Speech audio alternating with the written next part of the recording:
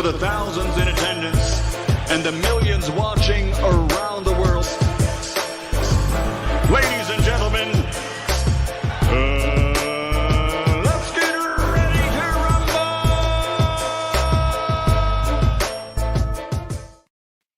Yeah. What's up? It's that boy Coach Malachi Williams in the building. We back. New media today, USA Boxing, man. What's happening, man? We back, man. Yes, y'all. We're going to have a damn good show today, bro. We are back. The old boy's feeling good, man. The old boy's feeling good today, man. We're going to have a damn good show. Shout out to everyone who's watching this on Facebook and Twitter. Shout out to everyone who's watching this podcast, New Media Today, USA Boxing podcast, on listening to it on Amazon Music and Spotify. You know what I mean? So if you're new to the channel, please subscribe, hit the like button. If you are new to the channel, please subscribe and hit the like button. So this is what we're going to do, guys. Today, man, we're going to have a damn good show, bro. I'm just sitting here looking at everybody, trying to make sure everything's set up. I got some receipts today. I got something I want to share with y'all today. I have something that I want to share with y'all today. I think that we have successfully exposed the PBC Witness Protection Program. And it is a program that has been successfully orchestrated by the good brother, Mr. Al Haymon, his business. Bob Arum, they do the same thing. They have a witness protection. Top Rank has a witness protection program as well. I don't pretty much know a whole lot about Matchroom. I guess I would assume Matchroom will have a witness protection program. I would assume all of these promoters have one. The Golden Boy, yeah, I'm pretty sure Golden Boy. Oh yeah, they probably have one. They probably have one too. So this is what goes on in the sport of boxing, right? We're gonna have a good show today.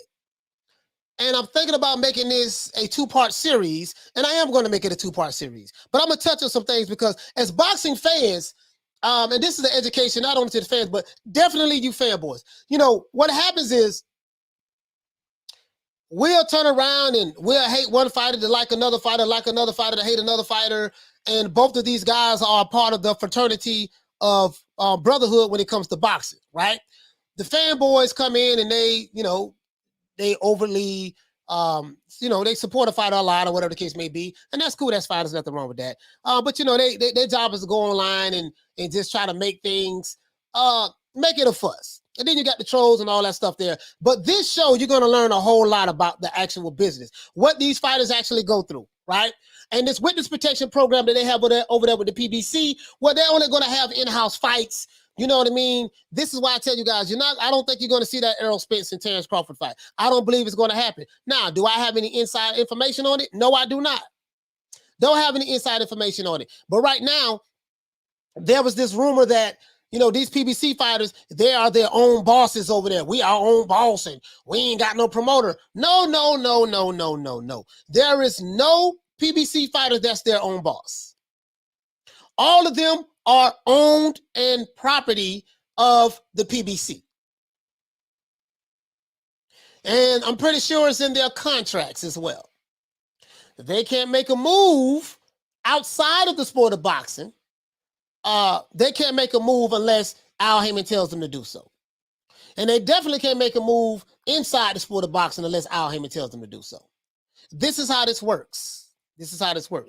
This is the old Don King playbook. As my big brother Sheldon Moore would say, this is out of the old Don King playbook. Oh, y'all gonna learn something today. Anyways, let's give everybody a round of applause. If you're here today, man, let's give everybody a round of applause. Let me set this up, man. This light is in my way. Hold on. All right, I'm turning the light that way. See, can I get the... Sorry about that, guy. Everybody a round of applause.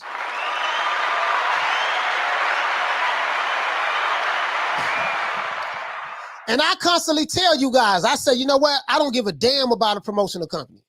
I don't like Bob Arum. I don't like Al Haymon. I don't like none of the promoters because I understand the business from that aspect. So it befuddles me when I'm online and I'm seeing just even some content creators, not all, but some of them capping for promotional companies. Financial advisor / managerial companies. I like that's strange to me. They cap more for the promotional company than they do the actual fighter. Nigga, do you love the sport of boxing or do you love the promotional company? You know, I don't think people like Mike Tyson because he was signed with Don King. Well, I like Sugar Ray because he did a couple fights with top rank. No, they like the fighter. But these guys, they love promotional companies. So I'm gonna break their ass off today. Shout out to break them off a little something. This is gonna be a 2-part series. Shout out to John Doe. What up, Doe?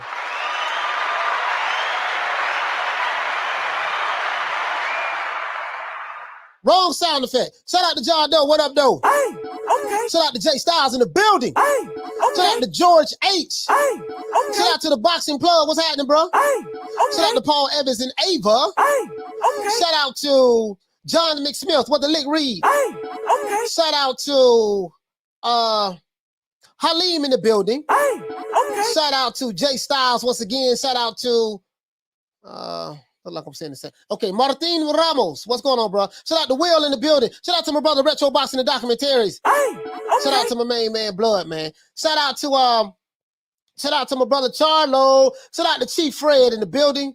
Chief Red. Hey, okay. Shout out to AV Sounds. Shout out to 702 Man Cave. Shout out to who else we have, bro? Shout out to UK Weed.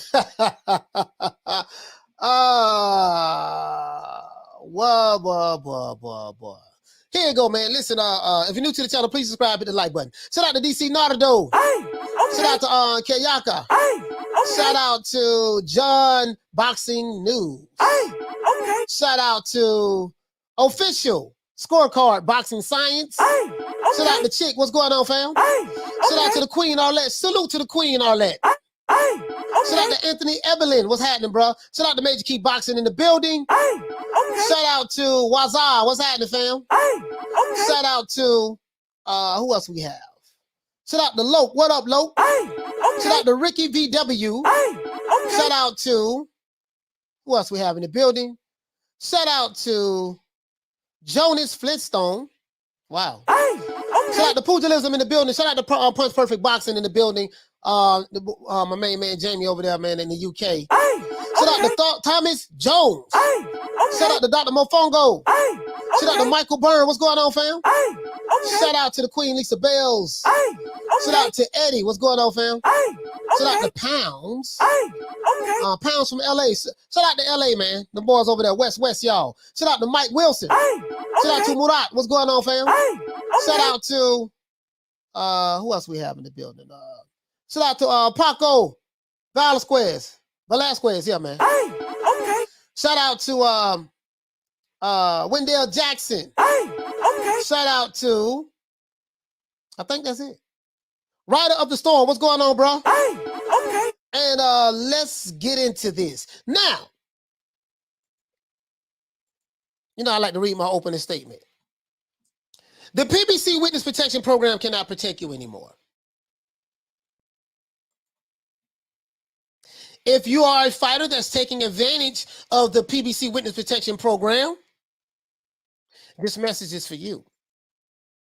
If you are a fan of the PBC, this message is for you.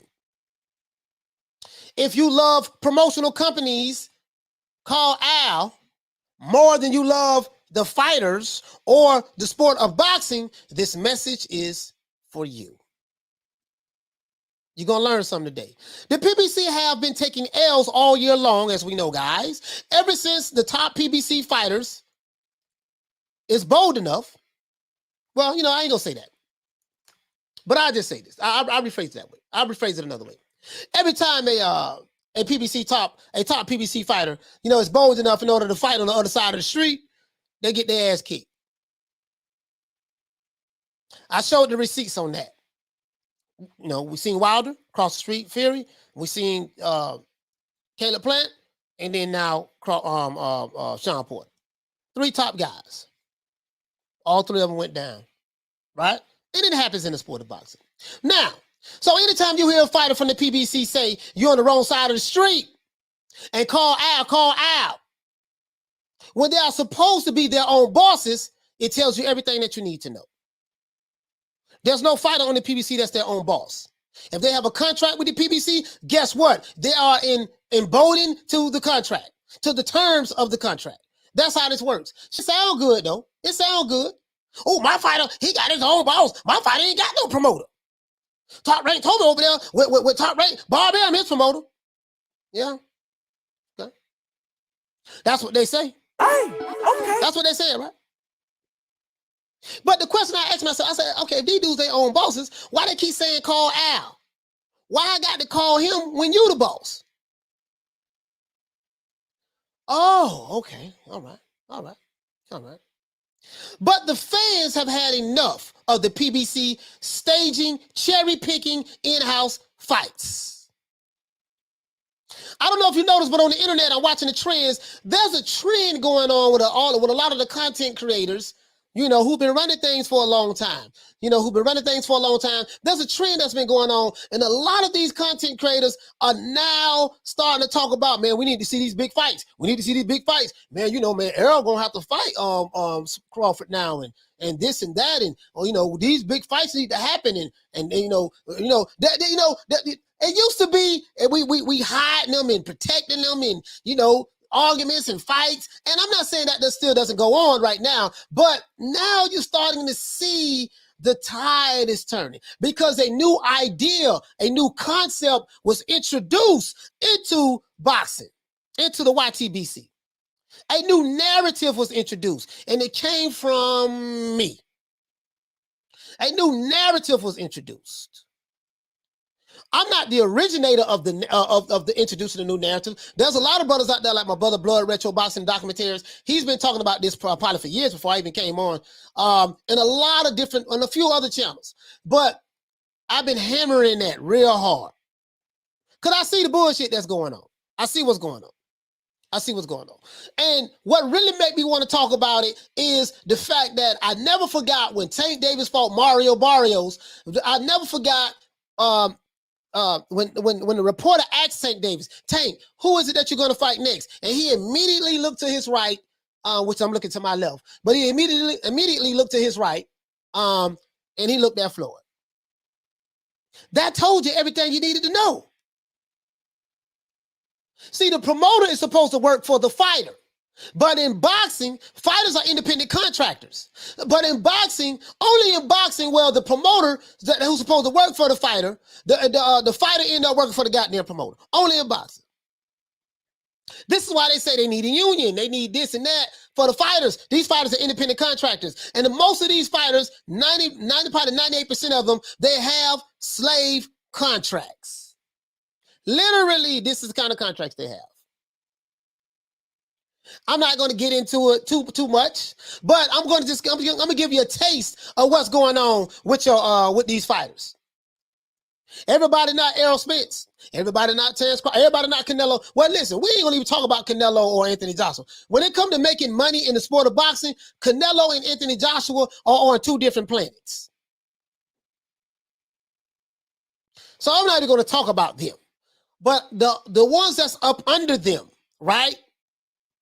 The mid-tier, the top fighters that don't make, they're millionaires, like the Crawfords, the Spences, the Thurmans, the Porters. You have that era right there, talent level when it comes to the popularity of the business, meaning they're the cash cows and this and that. They're not on that level of Canelo, but they're in their lane and they're doing good. And then, but the fighters up under them, oh my God, the fighters up under them, boy, like the David Benavidez's and the Jamal Charlos. Well, Jamal Charlo, they champions. They be wearing big jewelry and they got houses and cars and they rich. Yeah. Yeah, okay. Okay. Now, after seeing what Tyson Fury did and Terence Crawford did to the PBC fighters, pretty much knocking them out, the fans have now opened their eyes to what I've been saying all along about the PBC Witness Protection Program fighters.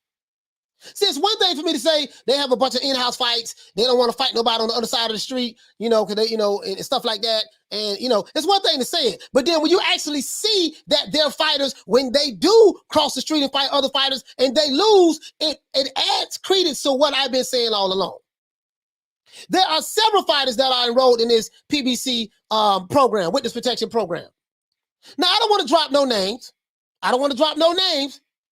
But anytime somebody over there say, call Al, right? And it's a bunch of them that say it. It's a bunch of fighters over there that say, call Al. You can only guess which fighters that I'm talking about, right? Now, for years, these other boxing channels have controlled the narrative. We're protecting their favorite fighters. Now, New Media Today USA Boxing has exposed the narrative, right? For the boxing public to see. And now we, the New Media Today USA Boxing family, we control the narrative. Why? Because we put light on what was going on. And now we're running these crusty ass, I like to call these crusty old niggas out the way who's been pushing these narratives. Now, some of the content creators out there, they are pushing, hey man, you know, we need to change, you know, we need to see the best fighters fight the best fighters. There's some that's coming around, right? Now, but the people have spoken. That's the most important thing. The people have spoken, right? And the gig is up. And your hate only fuels the truth of my words, right? We're talking about my chosen detractors. Your hate only fuels the truth of my words, right? Now, it is my mission, as I said before, guys, to destroy the Witness Protection Program narrative and make these companies like the PBC, like Top Rank, like Matchroom, and like these other promotional companies, make these companies give us fans the best fights. That's my mission. That's my mission. I don't care about call Al. I don't care about Bob Arum. I don't care about Eddie Hearn, Barry, Fish Eyes, Frank Warren. Now, I let y'all have that shit. All I care about is seeing the best fighters fight each other. The promoter and the LBs, the promoters on the other side of the street, the promoters are going to look out for their interests, and they don't care nothing about us seeing the best fights. Hell, they don't even care nothing about the fighter, let alone that. Don King looked at fighters as interchangeable parts. He didn't care nothing about his fighters. He just said, hey, man, listen, I don't fall in love with no fighter. He looked at them as interchangeable parts, and he did everything in his power to rob all of his fighters. He did that. He did that, right? It is my opinion that the good brother Al Haymon, called Al, he's dealing from up under the deck. We'll just say that. He's dealing from up under the deck, and he's using the old Don King playbook. Oh man, you don't hear Tan about that? Oh wait a minute, I talked about Bob Arum too. Bob Arum ain't no different. I talked about Bob Arum before too. Go back and look at my archives. I talked about Bob Arum too. Yeah, I got it. I hear you. I know my detractors, but I want to say this to my haters: I love you. To my detractors, I love you. To my trolls, I love you too. Right?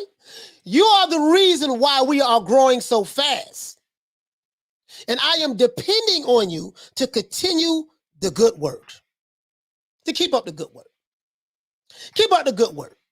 I'm depending on you, right? Shout out to all of the other boxing content creators out there, guys, who are putting out great content. Keep fighting a good fight, my brothers and sisters, no matter which side of the street you're on. I pledge allegiance to the sport of boxing, and I am going to do my part to make sure that the best fights the best. No more cherry picking, no more in-house fights only. Let's talk about this. This is what I want to talk about. I don't care about how much you love Al Haymon and PBC. You don't even know the nigga. Never seen him before. He'd only show his face. You don't even know what he sound like. So I'm not here to tear him down. This is not a tear down Al Haymon show. I'm not. Don't know the brother. He's rich, he's powerful, and he's doing his thing.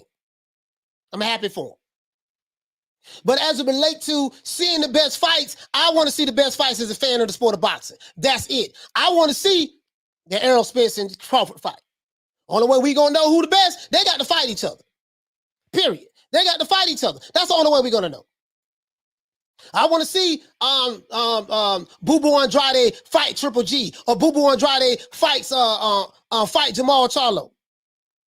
There's no reason why this fighter's trying to fight that fighter, but the other fighter keep talking. You got to be 25. You got to get the COVID shot. You got to know how to do the one leg up. You got to know how to do the electric slide. Then you ain't got nothing to offer me. But then you got a belt. He got a belt. If you fight him, you can get the belt from him. Yeah, I don't care nothing about that. This is why I'm on. This is why, and I will say this. See, I call out any fighter from the PBC, but any fighter who tells me you your own boss, but then, okay, if you your own boss, why you ain't fighting this guy? Why you not calling out that guy? But then when we don't see those damn fights, then guess what? That tells you ain't your own goddamn boss. So stop pretending. Stop pretending. Because that's what you're doing. Let's get into this, man. I got some receipts over here. man. Let's talk about this witness protection shit. This guy right here.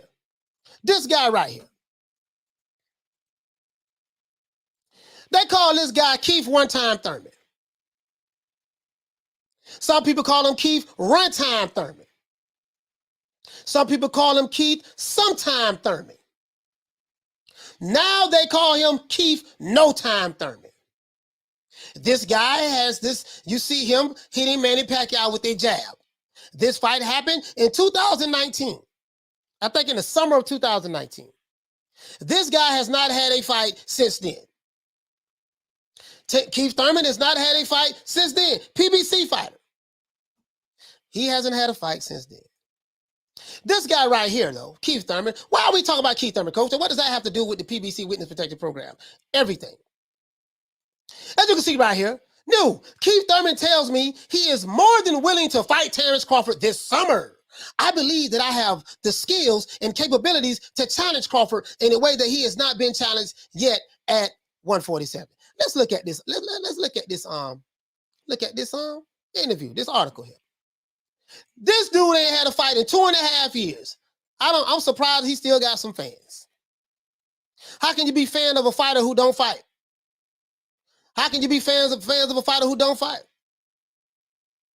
This guy right here, Keith Thurman, he says Terence Crawford took, he looked at it. He said maybe if Spence gets his tail out of his butt. This is what Terence Crawford said. We ain't worried about that. What the hell is this? I don't want no damn offer. Why y'all? Oh, they won't let me. Wait a minute, guys. Oh, so they want me to sign up. No, we ain't doing that. No, we ain't gonna do that. We're not gonna do that. If that's what this shit is all about, then they can forget it. But Keith Thurman is basically saying, no, they're trying to get me to sign up. We ain't doing no signing up. We ain't doing no signing up over here. So basically, Keith Thurman is saying now he's not. So I look at this as clout chasing.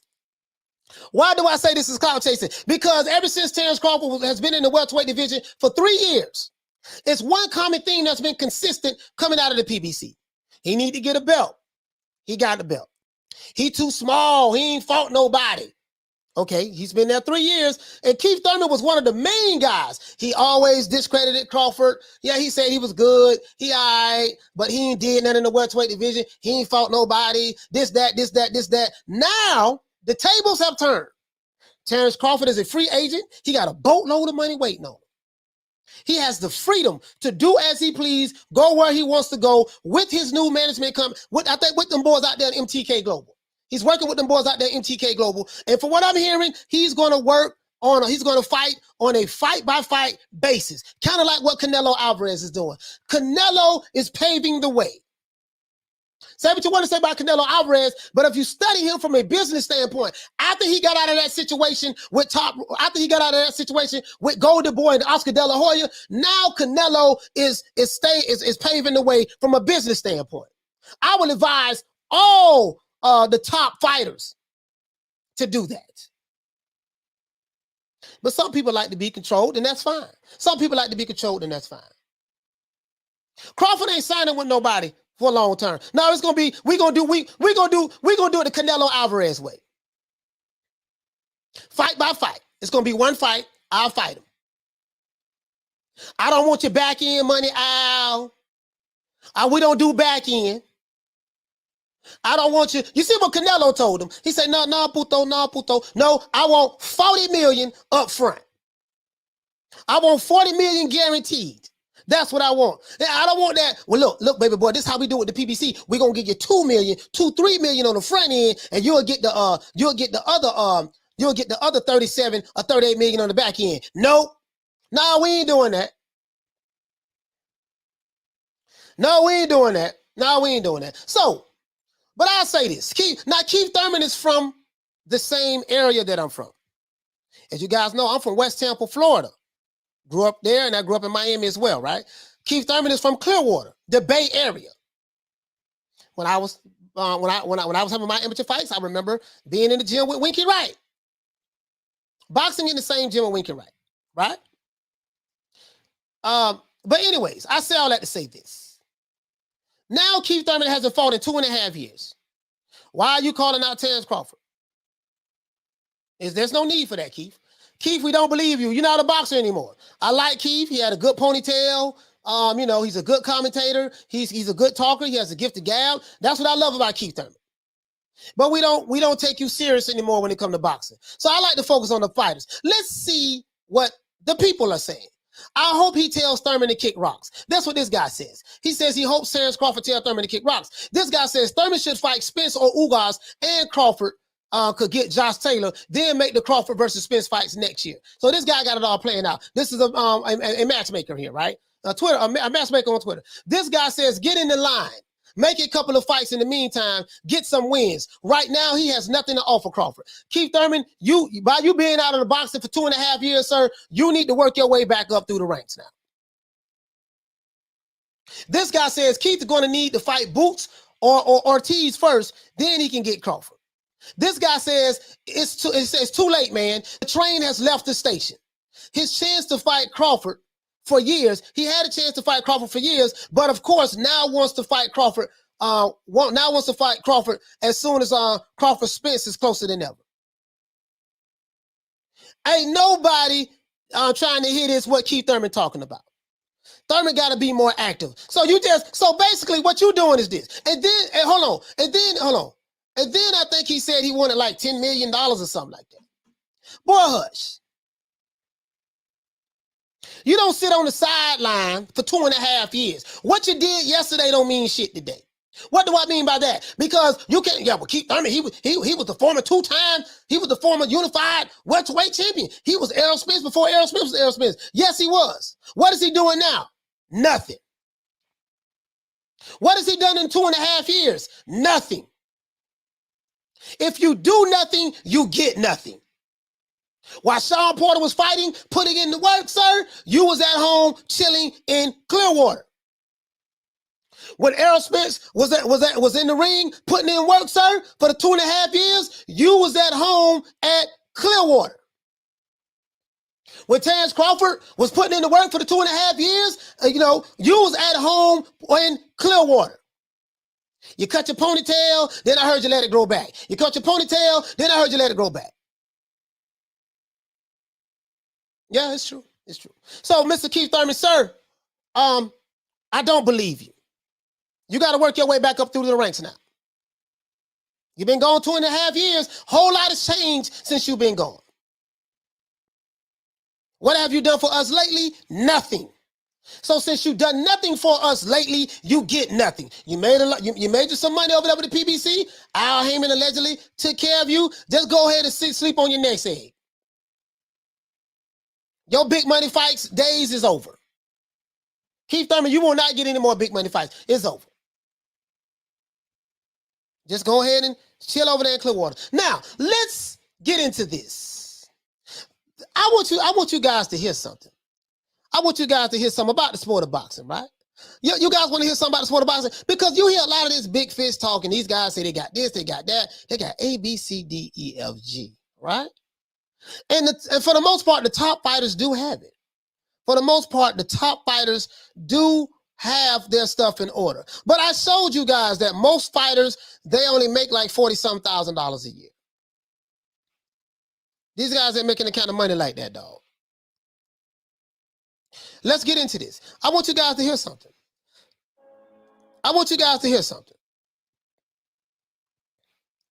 Now, I do not own the rights to this material that I'm fixing to play. I do not own the rights to this material that I'm fixing to play. We're going to learn something about the sport of boxing today, guys, about the business aspect of it. Let's go. Represent the athletes in those associations. In boxing, you pay $20, $25, $50, $100 to the state commission who does a background check on you to make sure that you're not a criminal, and they certify you to represent these high-dollar athletes. Let's take the NBA and the National Basketball Players Association. Let's do this. Let's go to Willie Monroe. Let's go to Willie Monroe. You look at it. Let's go to Willie Monroe. Now with the NBA, what Bob Cousy did. Let's go to Willie Monroe. Right? This is breaking down because we need to understand these contracts. We need to understand these big fish contracts these guys be talking about, right? And I always throw big fish out there to, just to be joking around and stuff like that. But I want to share something with you guys. These guys ain't making what you're thinking they making, right? And I want you to understand something. Now, the top tier fighters, they make good money. Everybody trying to be Floyd Mayweather, right? Floyd Mayweather was a lightning in a bottle. You ain't gonna get that no more. You got Floyd Mayweather, you got Canelo Alvarez, you got Anthony Joshua, you got a couple of guys up under them, and then you got everybody else. Now, I want to pull up this guy, this good brother by the name of Willie Monroe Jr. Willie Monroe Jr. Hey, Willie Monroe fought Canelo Alvarez. He was a really good fighter, Willie Monroe Jr. He was a really good fighter. I think he's still fighting. Yeah, he's 27 wins, 27 fights, 24 wins, 6 by KO, 3 losses. Well, Willie Monroe Jr., I thought he fought Canelo. He didn't fight Canelo. Oh, Willie Monroe. I thought he fought Canelo. Willie Monroe Jr. Okay. I thought he fought Canelo. Let me pull this up. Which one that Canelo fought, guys? Which one that Canelo fought? Canelo fought, did he fight a Willie Monroe? I could have swore he fought a Willie Monroe, man. I thought this was the same guy, but it's not. Yeah, I think he did fight a Willie Monroe. Could be. But anyways, I don't want to get sidetracked on that. No, he didn't fight one. Okay, I don't want to get sidetracked on that. Let's look at this brother right here, man. I want to break you guys off something today. Let's go. In New York, I'm the top 5 middleweight boxer in the world. For the players to have benefits, for them to get more money in per diem, for them to have longer structured I want you to hear this, guys. More money. There was certain things that he stood up for the players, because before that time, there was nothing put in place to give the players more. Now this talking about the business of boxing. The NBA, what Bob Cousy did in 1954 was monumental. Talking about Bob Cousy. For the NFL, for the MLB, for the NHL. Here we go. It's monumental for the players because they have a voice. Here go Willie Monroe right here. My name is Willie Monroe Jr. I'm from Rochester, New York. I'm the top 5 middleweight boxer in the world. The toughest thing about being a professional boxer is business. Fighting is the easy part. It can be a little stressful on the family, being that I am married with. Listen to this guy. I want you to hear this brother very well. These fighters are not making what you think they're making. And I told you boxing was very similar to what? WWE. Remember, did I say that, guys? A lot of shit is already fixed, baked in, already set up before the match even starts. I want you to listen. Kids and one on the way. The financial aspect of it, obviously, we're talking business. Hold on. I'm going to get to that part about the baked in stuff in the next video. A lot of fights are far and few in between, and you just you don't know when the next paycheck is coming, so you have to be smart, and you're paying so many people on the team, and you have to be really intelligent with how you spend your money, where you place your money, and let's not forget taxes. Normally, most fighters, if you don't have a great amateur background, probably get $1,000 a fight when you first start. And so remember, I told you guys a while back, you notice these PBC fighters, they hardly fight. You got somebody like Gary Russell Jr., that brother fights once every 18 months. You have other fighters over there in the PBC, they have a plethora of fighters on their roster. Guess what? They hardly fight. So when you tell me, yeah, man, you got to go to the PBC, all these PBC ass kissers, yeah, you got to go to the PBC. Well, Al Haymon them at. That's what the boys making money over there. I look at you sideways. Shout out to Shadow Ghost in the building. Shout out to, if you're new to the channel, please subscribe, hit the like button. If you're new to the channel, please subscribe, hit the like button. I look at you sideways. You got to go on over there. Now, you know what? I think Willie Monroe fought Triple G. I'm thinking about Willie Monroe, not Willie Monroe Jr. I think Willie Monroe fought Triple G. Yeah, you know, I look at you sideways. You got to go to the PBC. These dudes be capping for shit that they don't even know what the hell they capping about. And that's what pissed me off. I'm like, why are these channels pushing this PBC shit? Because I know better. These dudes are just my age and older. Surely they know better.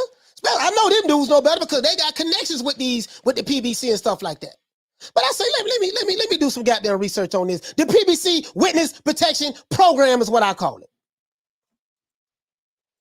it. You win, the more knockouts you get, and the more you be successful down the long run, and then that's when eventually you start getting bigger checks. Let's take $1 million.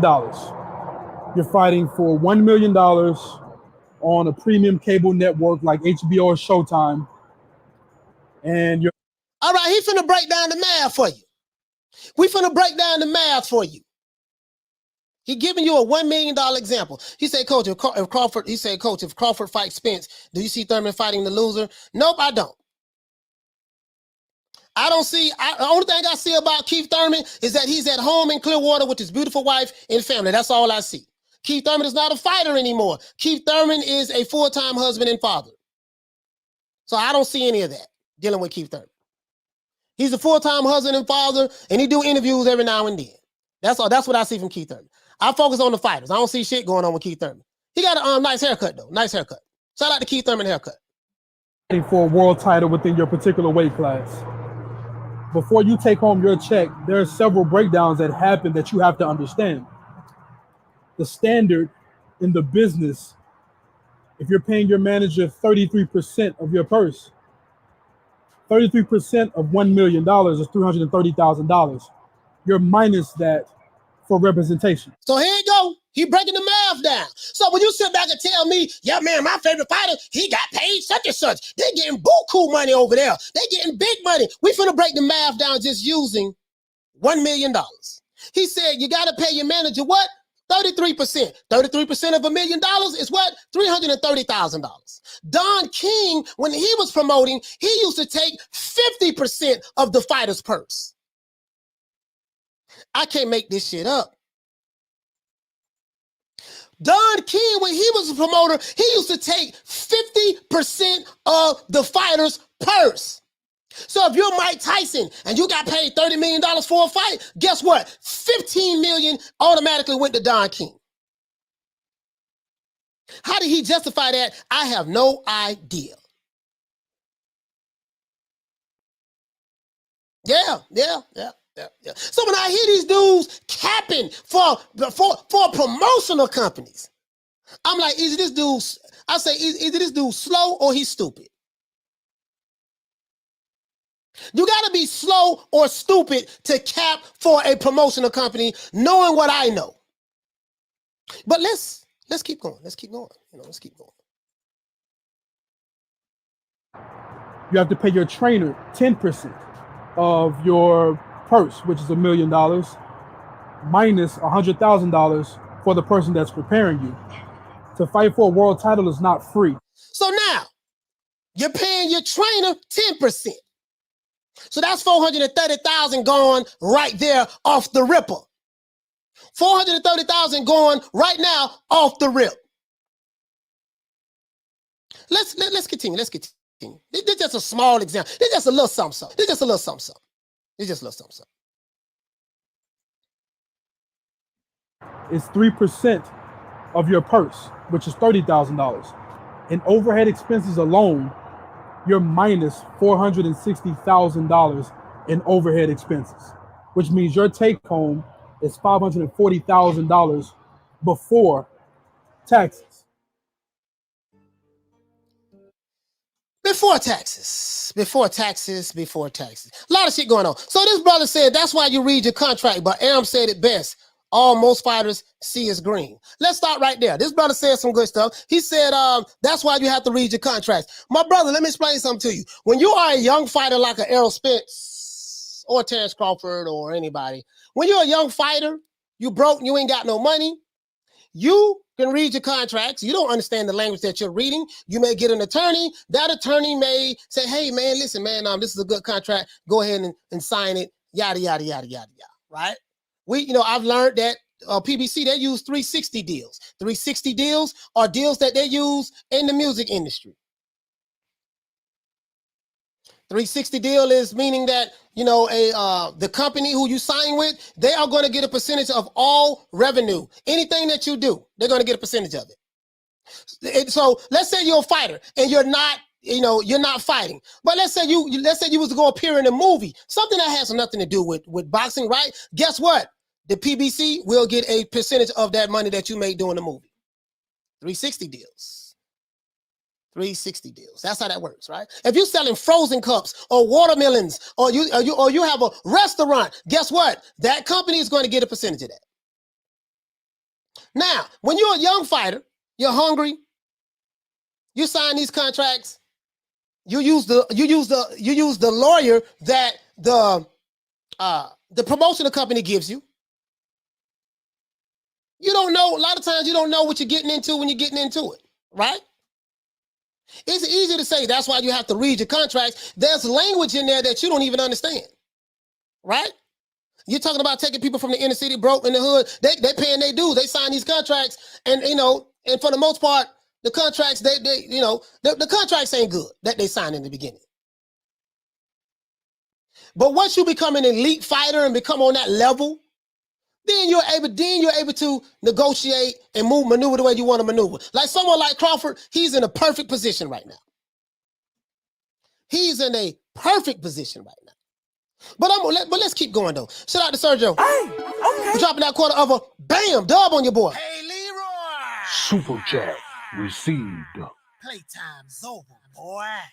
He said, thank you for bringing this info to us hardcore boxing fans. That's sad what they do to fighters, especially when they risk their lives. Yeah, man. This is why Crawford says that, you know what? Right now, I'm going to do what's best for me. Crawford is a free agent now.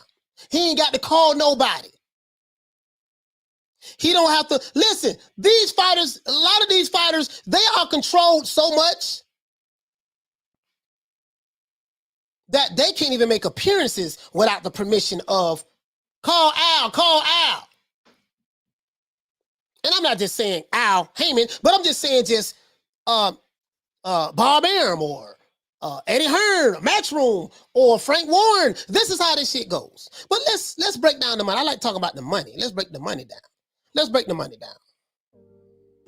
I was sleeping. I just woke up one day and had a white curtain over my eye. And remember Errol Spence? He had a detached retina. Let's listen to this story here. And didn't know what it was, so I let it go a couple of days, and the curtain just got bigger and bigger. And so I put my hand over my eye, and all I saw was just my fingertips. And I was like, "Oh, this just got real. This is serious." So I went to the eye doctor, and they told me, like, "Man, you got multiple breaks in your retina." They was like, "We got to have surgery right now, or you're gonna lose your eye for good, man." So you know what? I did not have. So the guy said that he had multiple tears in his retina. He had to go have surgery. Errol Spence had that injury. I'm not saying multiple tears, but whatever the case may be. Errol Spence had a detached retina, apparently from something that he suffered in sparring, getting ready for the Manny Pacquiao fight. So if it is true, he had a very serious injury. Could have went blind if he would have tried to keep fighting, right? That could have happened to him. Now we have Errol Spence. He's on the sideline. He's recovering. He's a unified welterweight champion. And people want to know, okay, when is he coming back? When is he going to fight next? I don't know what Errol Spence's contract looks like with the PBC. But I'm pretty sure whatever his contract look like is very beneficial to the PBC. Notice I didn't say that it's very beneficial to Errol Spence. I'm saying it's very beneficial to the PBC. Now, I'm not saying that Errol Spence is not doing well. He's probably is doing perfect. You know what I mean? But remember, the promotional company, the advisor company, the managerial, the manager company that's supposed to, we're going to sign all these fighters and make sure they get paid. You know, everybody getting paid over there at the PBC. Everybody balling, got mansions and, you know, got big jury. And, no. You don't show me 2 or 3 fighters who showing you jury on Instagram, who driving fancy cars that you don't know if they own it or it's leased or it could be the company car, or living in houses that they've just been renting or Airbnbs or making payments on. You don't show me 3 or 4 fighters and say that's representative of how everybody in the PBC is living. No, it doesn't work that way. There's levels to this shit. Levels to it. Doesn't work that way. So it makes sense to me why you would have these fighters in the witness protection program in the PBC. Because it's the company's job to continue to make money by cherry picking and matchmaking, putting their good fighters together with cherries and selling it to the public. Leonard Ellaby is pretty good at that. Leonard Ellaby is good at cherry picking. Leonard Ellaby is good at trying to sell us a lot of the fights that he's been putting on. I probably would never get an interview with Leonard Ellaby, nor would I even ask. I'm just here to throw it out there. And I don't even want to talk about the UFC. We don't even want to talk about the UFC. But this is not a UFC channel, so I want to talk about it. We don't even want to talk about what's going on in the UFC. That's a whole nother level. Whole different ball game right there. What's going on in the UFC? Let's keep going, though. Man, I was so scared. I was wondering how I was going to pay for all these surgeries, but you know, thank God that Parkland Hospital. This guy had a hospital. My family up and making sure everything is taken care of. You know, I have to keep my kids in the. You know what? I did not have insurance, man. I was so scared. I was wondering how I was going to pay for all these. Let's start right here. Let's listen to this guy right here. William Monroe Jr. You know, check this out, guys. That Parkland Hospital, they had. Check this out. Hold on. Check this out, guys. This guy talking about Parkland Hospital. I don't want to talk about the Parkland Hospital. Surgeries, man, and so that was the biggest blessing right there, man. Listen to this guy. When you don't have the next job lined up, it can be a little scary. You know, be a little scary to know, can I keep a roof over my family's head? Can I keep the taxes paid? Can I keep my kids in the right school district that I've got them in to make sure they have the top education? So this guy's saying that when you have fights that come far and few, you're going to have to worry about how you're going to be able to keep a roof over your head, how you're going to be able to pay your bills. Just imagine if you're somebody on the PBC roster right now. Let's go over here and look at the PBC roster right quick. Just imagine if you're somebody on the PBC roster right now who ain't Errol Spence. Just imagine if you're somebody on the PBC roster and his name is not Jamal or Jamel Charlo. Just imagine if you're on the PBC roster and his name is not Deontay Wilder. We love the sport of boxing, right? Y'all say y'all love these fighters, right? That's what you say, right? Right? So I want to show you something. This boxing shit is boy, listen. Well, I tell you, man. I tell you, this I got it right here. Let's pull up these boards. Let's pull up these boards right here. PBC. Let's go to the PBC shit. This Mr. Carl Al on business, right? Carl Al, okay. Mr. Carl Al. Let's look at their fighters. They got a gang of fighters over here. Now this website has not been updated, so some of these fighters may not still be here, but I'm pretty sure they got a plethora of still a bunch of fighters. They got a whole lot of fighters over here, though. Last time I checked, they had like 140 some fighters. You got this guy right here, Adrian Broner. He's broke. He don't blow all his little money and whatever. He ain't got nothing. He really is the problem, right? He's the problem to himself, right? Guys like Dominique Brazil who hardly get fights. These guys are independent contractors, right? So the way they make their money is by fighting. So if they only fighting once a year or fighting once every 18 months, and these guys ain't making millions, he might make $1 million.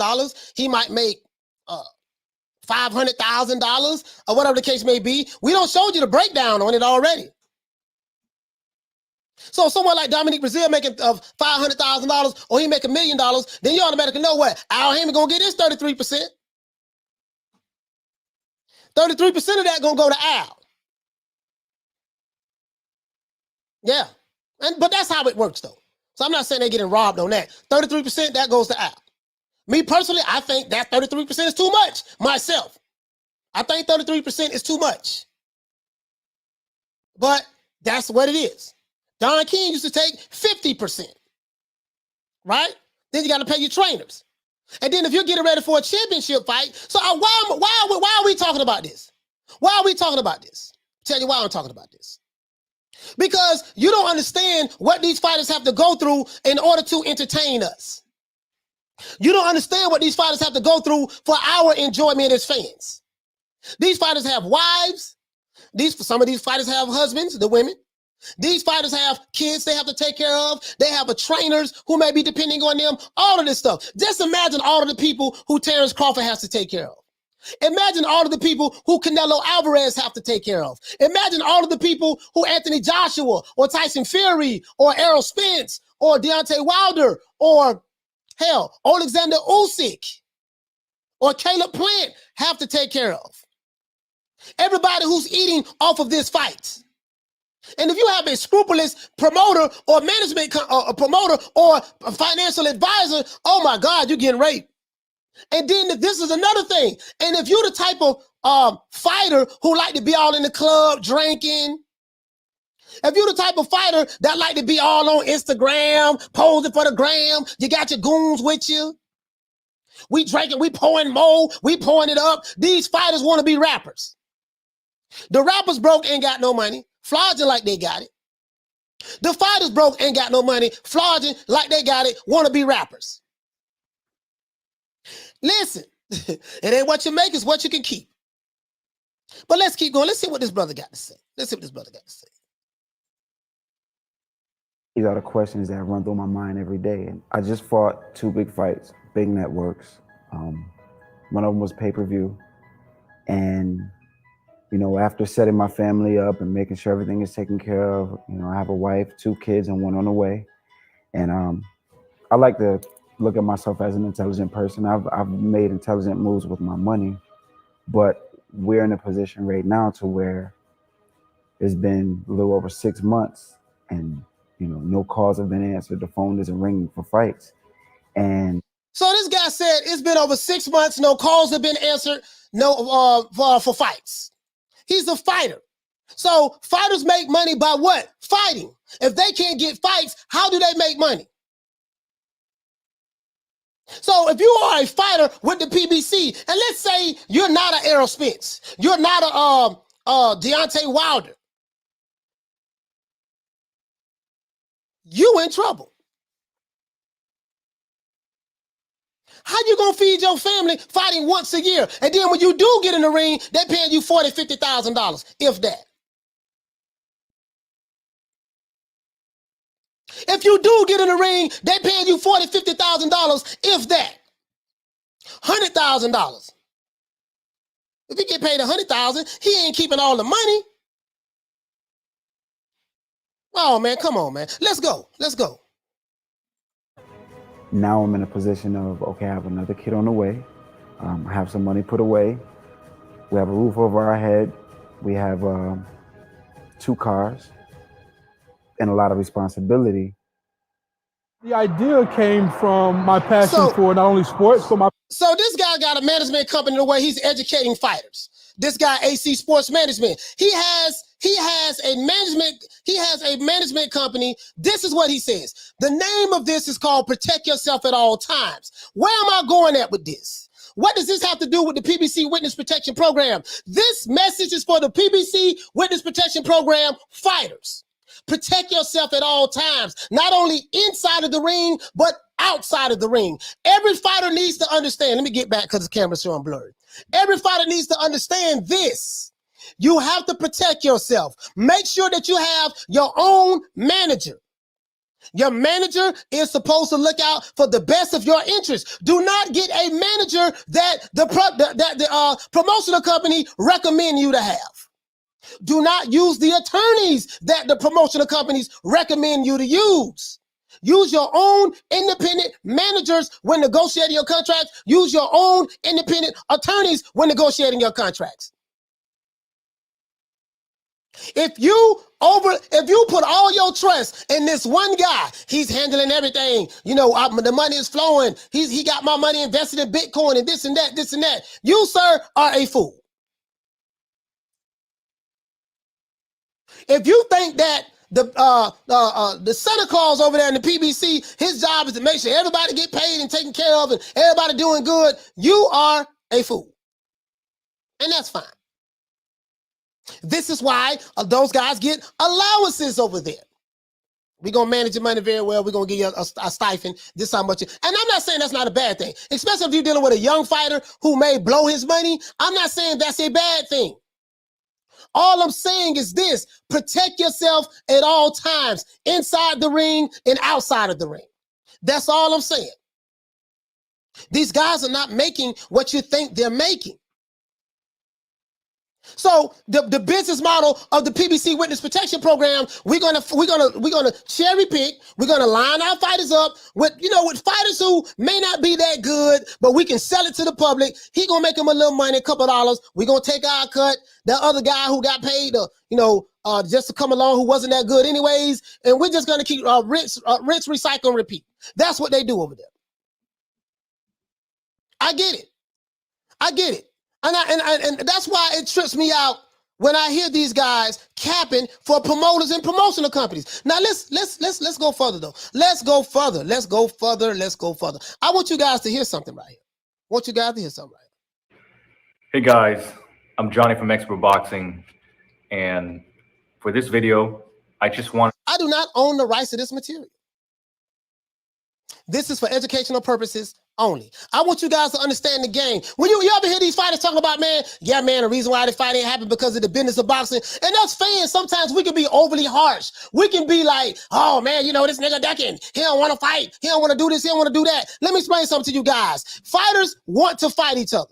Now, I'm not saying there's no ducking that don't go on. That does go on in the sport of boxing. But fighters do want to fight each other.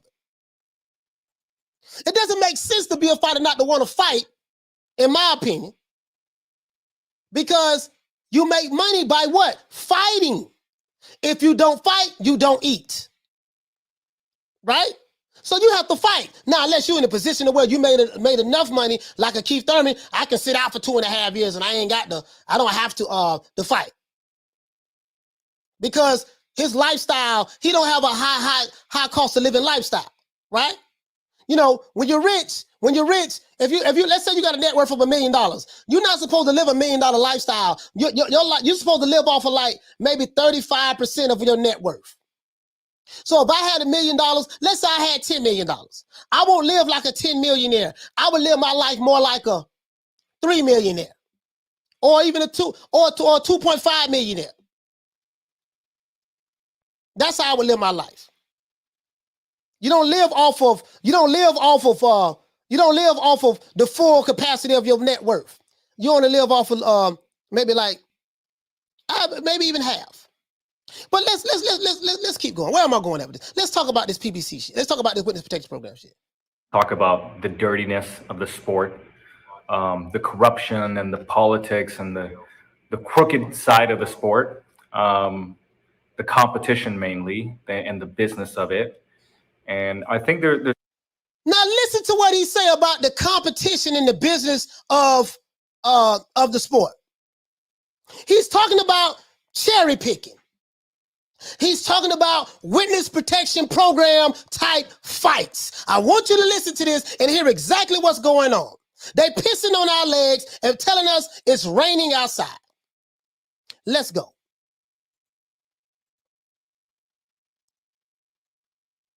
Hold on, guys. fighters, especially young and new and upcoming fighters, maybe you have dreams. You want to be the next Mike Tyson. You want to be the next Floyd Mayweather, the next Pacquiao. And until you've gotten your ass beat, you're going to believe it. You're going to believe that you're the next great thing, the next big thing. You're going to believe that you're the next champion. And I just want to tell you or just explain some of what makes the sport so dirty, what makes it so hard for so many fighters, and why you have to watch out for it. Now, he finna break this shit down like a 57 Chevy. He gonna break it down like a 57 Chevy. I want you guys to listen to this very well. He gonna break this down like a 57 Chevy. It's up to you to accept it, believe it or not, do your own research. He gonna break it down. I've been up on this guy for like 6 months now. I've been meaning to talk about this, but I say this is the time for it. Let's go. I used to believe, that boxing was a complete meritocracy, that if you train hard, you work hard, that if you're talented, you're smart, you work hard, you're physically gifted, you're athletic, and that you have a good coach and a good team, that you'll be champion, that you can win in any, against all odds, under any condition and under any environment. And I used to believe that. And the more time that I spend in the sport, I Listen to this. All of us believe this. All of us believe that, yeah, man, we come in the sport of boxing, baby boy. See, yeah, man, I'm just going to work hard, fight hard, and then I'm going to get all the way to the top, and then I'm going to be like Floyd Money Mayweather, and this is going to happen, that going to happen, and I'm going to just keep winning and this and that, yada, yada, yada, yada. Listen to this guy. All of us thought that at one point in time, right? I know I did. I know I did at one point. I mean, I know better now since I started doing this, but I know better now. But listen to this. Listen to this. That's why I look at these guys sideways when they cap for promoters, promotional companies, financial advisors. I don't get it. I really don't get it. But I know they are doing it out of ignorance or because they are slow. That's not true. I love the art of boxing. I love to fight. I love to compete, coach, and a good team, that you'll be champion, that you can win in any, against all odds, under any condition and under any environment. And I used to believe that. And the more time that I spend in the sport, I see that that's not true. Let's go. I love the art of boxing. I love to fight. I love to compete. I love half the training. So half the training is very fun for me. Some of the conditioning is fun. Let's get to the point. Technical and drills and all that. That's a lot of fun. It's very stimulating. I hate the extremely repetitive stuff, doing thousands of crunches. Oh God, it's like just a waste of time, waste my life. So I don't like that. But the side that I don't like most is the fact that when you compete, it's your chances of winning is most likely determined more by the matchmaking than by your personal ability. Now, I told you guys what a matchmaker was. Last week, I broke down to you the role of a matchmaker, the role of a manager, the role of a promoter. You hear what this guy said? He said your ability to win more than likely is going to come down to what? Matchmaking, aka cherry picking, aka PBC Witness Protection Program. You want to know what a PBC Witness Protection Program is? You got to have a good matchmaker. I'm going to break it down for you. And you're only going to have in-house fights. We know we're only going to have in-house fights, right? We're going to make sure that, he going to break it down. He going to break it down. So, and that's just the truth. And many people just don't realize it. The matchmaking, the favoritism, the bias is it's so lopsided in the sport, and people don't realize. I used to believe that 70%, 90% is under my control, that I can train hard, do everything like I said, train hard, have a good coach, show up ready, be mentally strong, be ready to adjust to the game plan no matter what happens, and I'll be okay. But I see that that's not the case. Now he gonna break this down. Sit out the Rebuttal Entertainment. Hey, okay. Dropping that quarter of a bam dub on your boy. Hey, Leroy. Super chat received. Playtime's over, boy. He says I'm at the gym, coach. Just showing love. I appreciate that, fam. Listen, shout out to Rebuttal Entertainment, them boys over there in DC, man. Light Skin Lou and everybody. Listen, this video, guys, I want you to go check this guy out. He got a lot of good stuff. This video is called Expert Boxing. This is a YouTube channel called Expert Boxing. He's been around a long time. He has 250,000 subscribers. You can go check him out. I'm not even subscribed myself, but I'm gonna subscribe to him now. let you guys see that. But this video is called "The Dirty Politics in Business in the Sport of Boxing," and there's a lot of videos out there like that about this.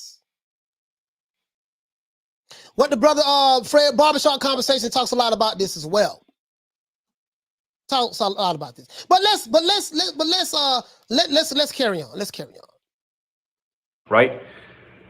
When you think about it, if you haven't noticed, I think the fight is won in the matchmaking. All boxing competitions are won in the matchmaking. And the matchmaking. Now you heard what he said. He said all boxing competitions are won in the matchmaking. Why is the matchmaking so important? Because I gotta pick the right cherry for my fighter to beat, and then my marketing team is going to have to go out there and promote this fight and convince the paying public that this guy that we cherry pick actually has a shot at defeating this guy. But let me explain something to you. When there is something that's in, when there's a fight that's in the best interest of the promotional company, his job is not to give you a 50-50 fight. His job is to give you like a 70-30 fight or a 65-35 fight. That's about it. You know what I mean? Now, sometimes picking cherries do go wrong. Don King cherry picked Buster Douglas for Mike Tyson. Buster Douglas beat the shit out of Mike Tyson. Sometimes cherry picking does backfire. It ain't guaranteed that if you cherry pick, you're going to automatically win. Especially if the guy who you cherry pick does not know that he's not supposed to win. But let's carry on. I don't know this guy's name. I don't know his name, fam. Just go to his YouTube page. I don't know his name. But let's keep going. Is based on who you know, how many fighters your gym brings to the competition. I think the fight is won in the matchmaking. All boxing competitions are won in the matchmaking. And the matchmaking is based on who you know, how many fighters your gym brings to the competition every year, you know, how connected your coach is, you know, and then maybe do you have a fan-friendly style? Are you the kind of style that many people would like to see, right? Or are you the right skin color? So you heard what he said. He said, now the matchmaking, it has varies in many different things. Let's see, do you have a fan-friendly style? Someone like a Boo Boo Andrade, he has a style that a lot of the fans who hate him say, we don't like his style. We don't like his style. So guess what? The matchmaker may say, no, we don't want to fight that guy.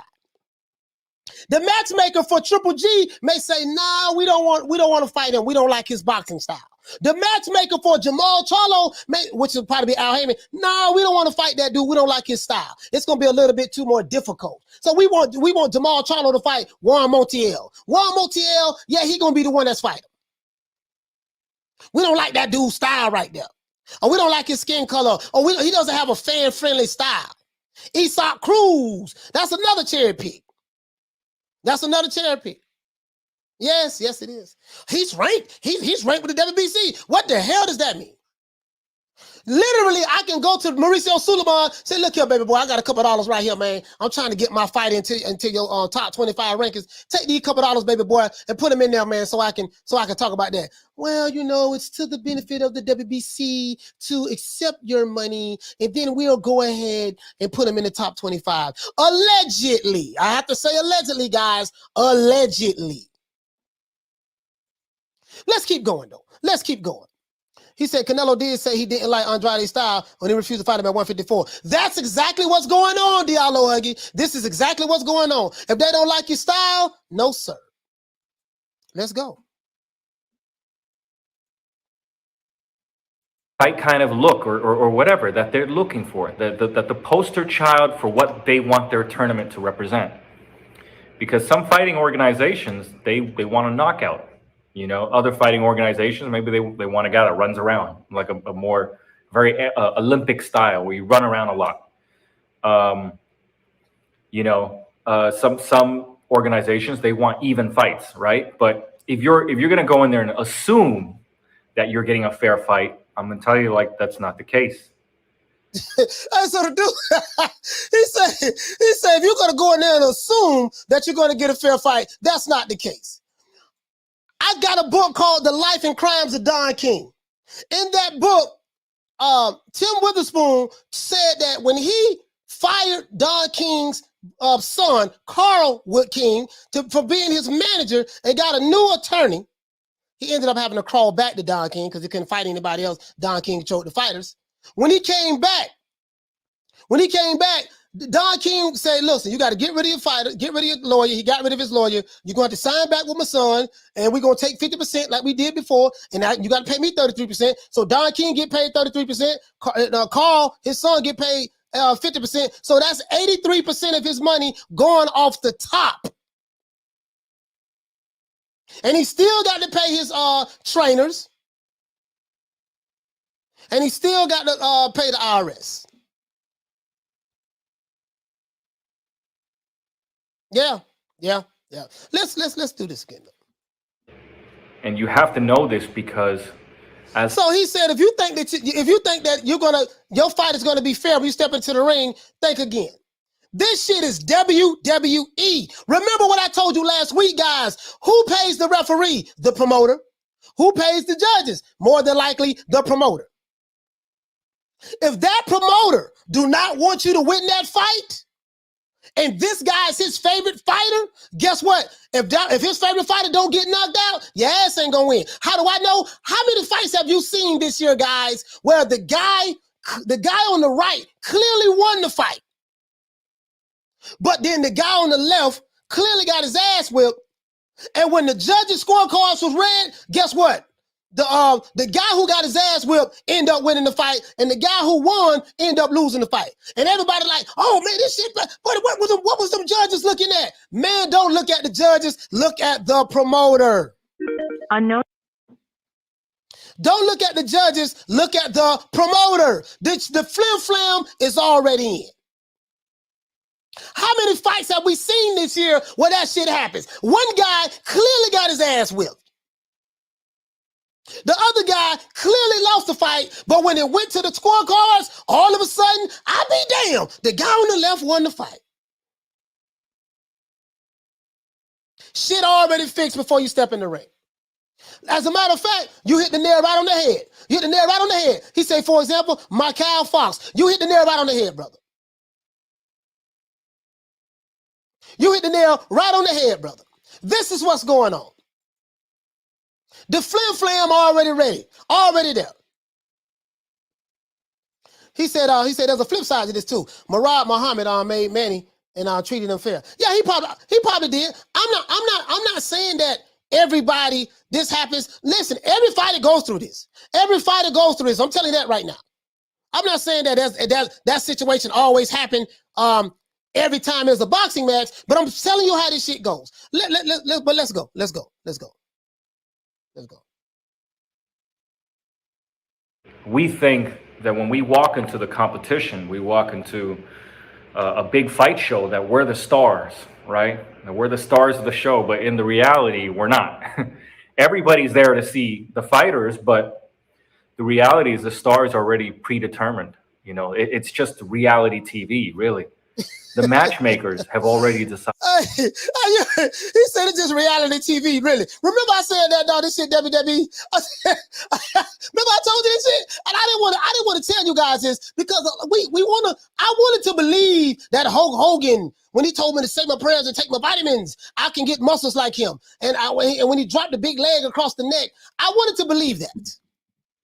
I wanted to believe that when The Rock did the rock bottom, you know, this was a perfect finishing move. I wanted to believe this shit. There's a lot of shit going on in sport of boxing, dog. You have no idea.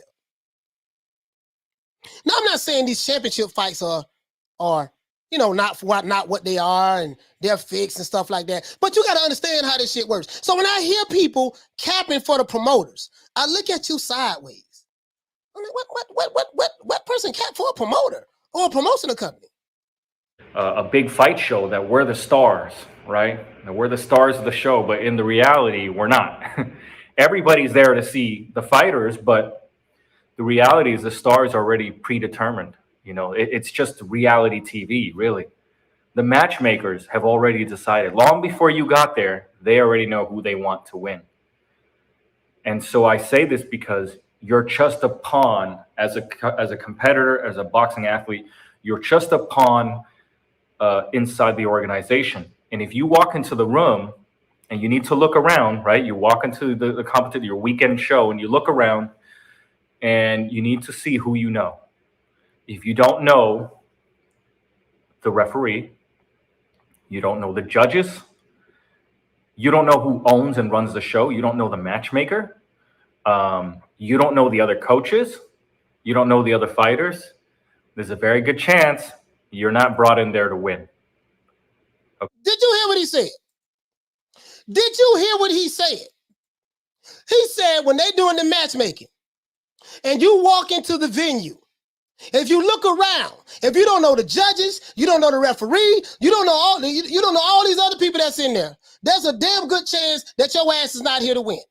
Now, this is a situation to where if a fighter comes in the ring and he's not told that he has to take a dive, if a fighter comes in the ring, he's not told that he has to take a dive, all that other fighter has to do is make it close fight, and when it gets to the scorecards, you're automatically going to win. How do I know? Tim Witherspoon, he gave an interview inside this book called The Life and Crimes of Don King. He said Don King told him when he fought somebody, I forgot the fighter's name, he said, Tim, you're going to lose this fight today. His own promoter told, because he was trying to teach Tim Witherspoon a lesson. He said, you're going to lose this fight today. Man, what you talking about? I ain't going to lose this fight. He said, if it go to the scorecards, you're going to lose this fight. Lo and behold, the fight went to the scorecard. He lost the fight. Don told him before he walked in the ring, because he was teaching him a lesson for rebelling against him, firing his son as a manager and hiring different lawyers and trying to audit the financial records of Don King books on how we pay him. This is why I said you don't know exactly how much money them dudes over there in the PBC making. These dudes who be capping for the PBC talking about everybody doing good over there. Man, shit, if they don't have their own attorney and you don't audit those books, you better audit those financial records because you might not be making what you think you're making. If you put all your faith and trust in a damn promoter or a promotional company, you are the biggest fool, one of the biggest fools on the planet. I don't care if you have a watch. I don't care if you hanging out in the club, drinking bottles, pouring mo. I don't care if you driving luxury cars. Mike Tyson had all that shit. Lost everything. Well, he fucked up a lot of his own money himself, so I don't really feel sorry for Mike. He did that to himself. But you know, Don King was getting 50%. You have to audit the financial records. But let's continue. It's a lot. It's a lot I can say, man. I just, you know, it's a lot I can say, bro. I care about the sport of boxing, man. I really do, and the shit that goes on is crazy. Okay, you're brought in there to lose. And you're going to find that they're going to match you for whatever reason. Every time they match you up, it's always a guy 10 pounds bigger. He's got 10 times more fights, 10 more years of experience. It's always going to be something like that. And maybe some of you, because you believe in yourself, you go, oh, yeah, I know boxing's a tough sport. Oh, yeah, I'm ready to take on the world. I can fight anybody. I don't care. I spar pros in the gym, so I don't mind fighting anybody. That may be true, but I will say that it's not fair, and you need to know that it's not fair. You need to know that you're being used, you're being exploited for someone else's financial gain and publicity and profits and promotion. You know, you're being used as beta fish. You know, you're there to build up some other fighter's career, and it's not fair to you. And I want to just say it like this because as a fighter, and let me expound on this. Let's say you're a fighter, right? And you are good. You know you can beat Terence Crawford. I sparred him. I was getting him that work in sparring.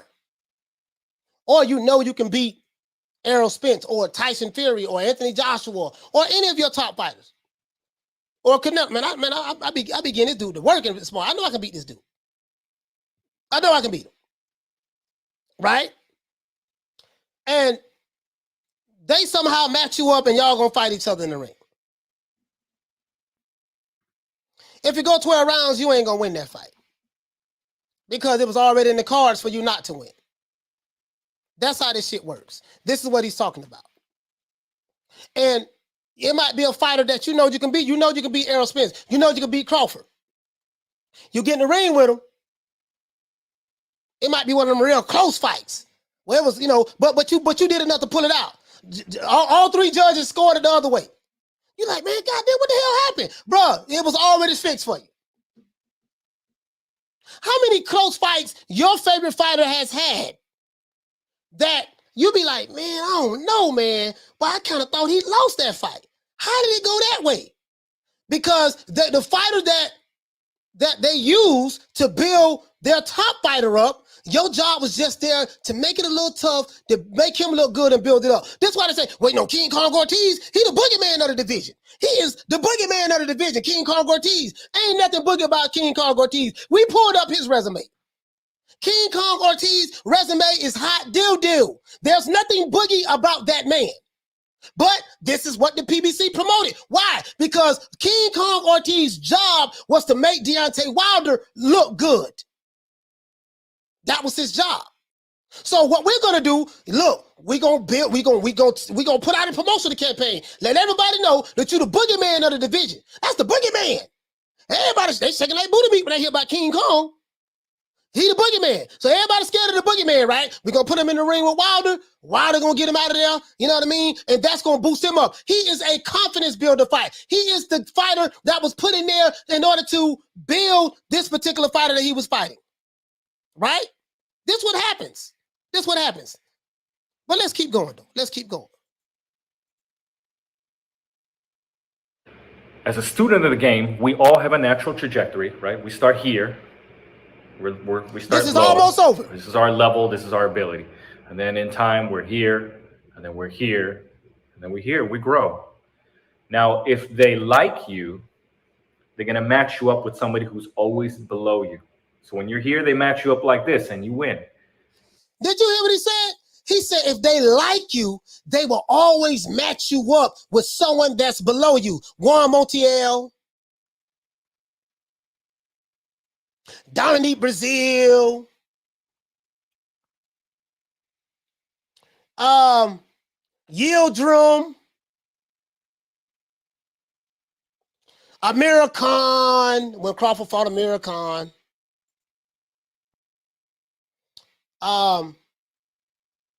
Ocampo.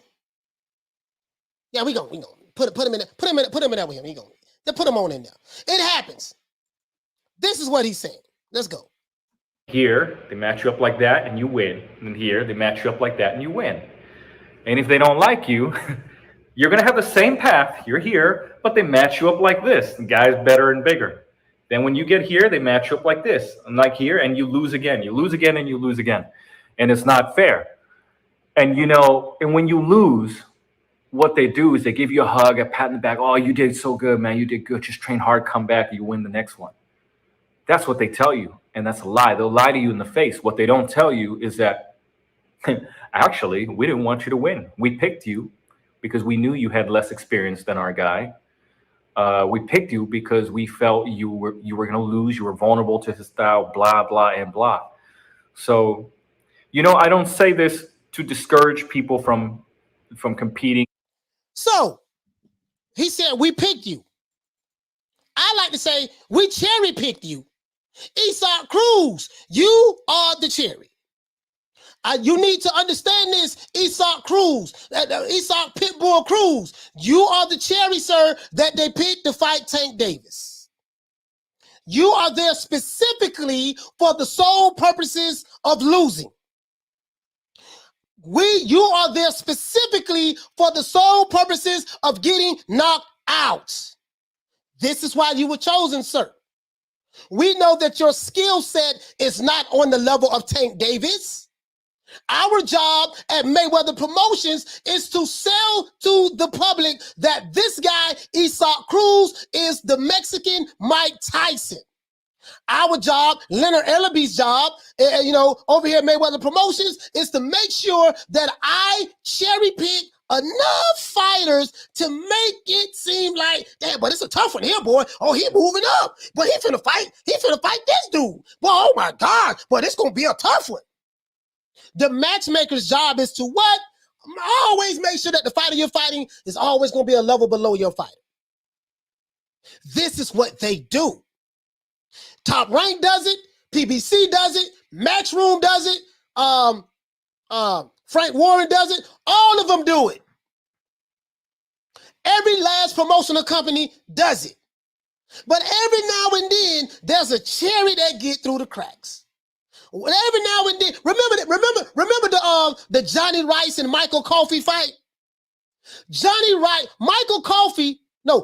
Rice had 6 losses. He was 13-6. Michael Coffey was the next guy, heavyweight over there in the PBC. As a matter of fact, let's go. Hold up. I don't want to lose my train of thought. Michael Coffey was undefeated. He was knocking out tomato cans. He was having setup fights. Johnny Rice was another setup fight for Michael Coffey. The only problem is somebody forgot to tell Johnny Rice that he was supposed to lose the fight. If you're new to the channel, please subscribe, hit the like button. If you're new to the channel, please subscribe, hit the like button. Somebody forgot to tell Johnny Rice that he was supposed to lose the fight. Somebody forgot to tell Sundor, what's the guy name who Mikey Garcia just fought? Somebody forgot to tell him that he was supposed to lose the fight. Somebody forgot to tell him that. I was surprised that Sendor, the brother from España, I was surprised he got the decision. But they probably didn't pay the judges or nothing. They probably like, we ain't got to pay him. Mikey gonna stop him. Apparently they was wrong.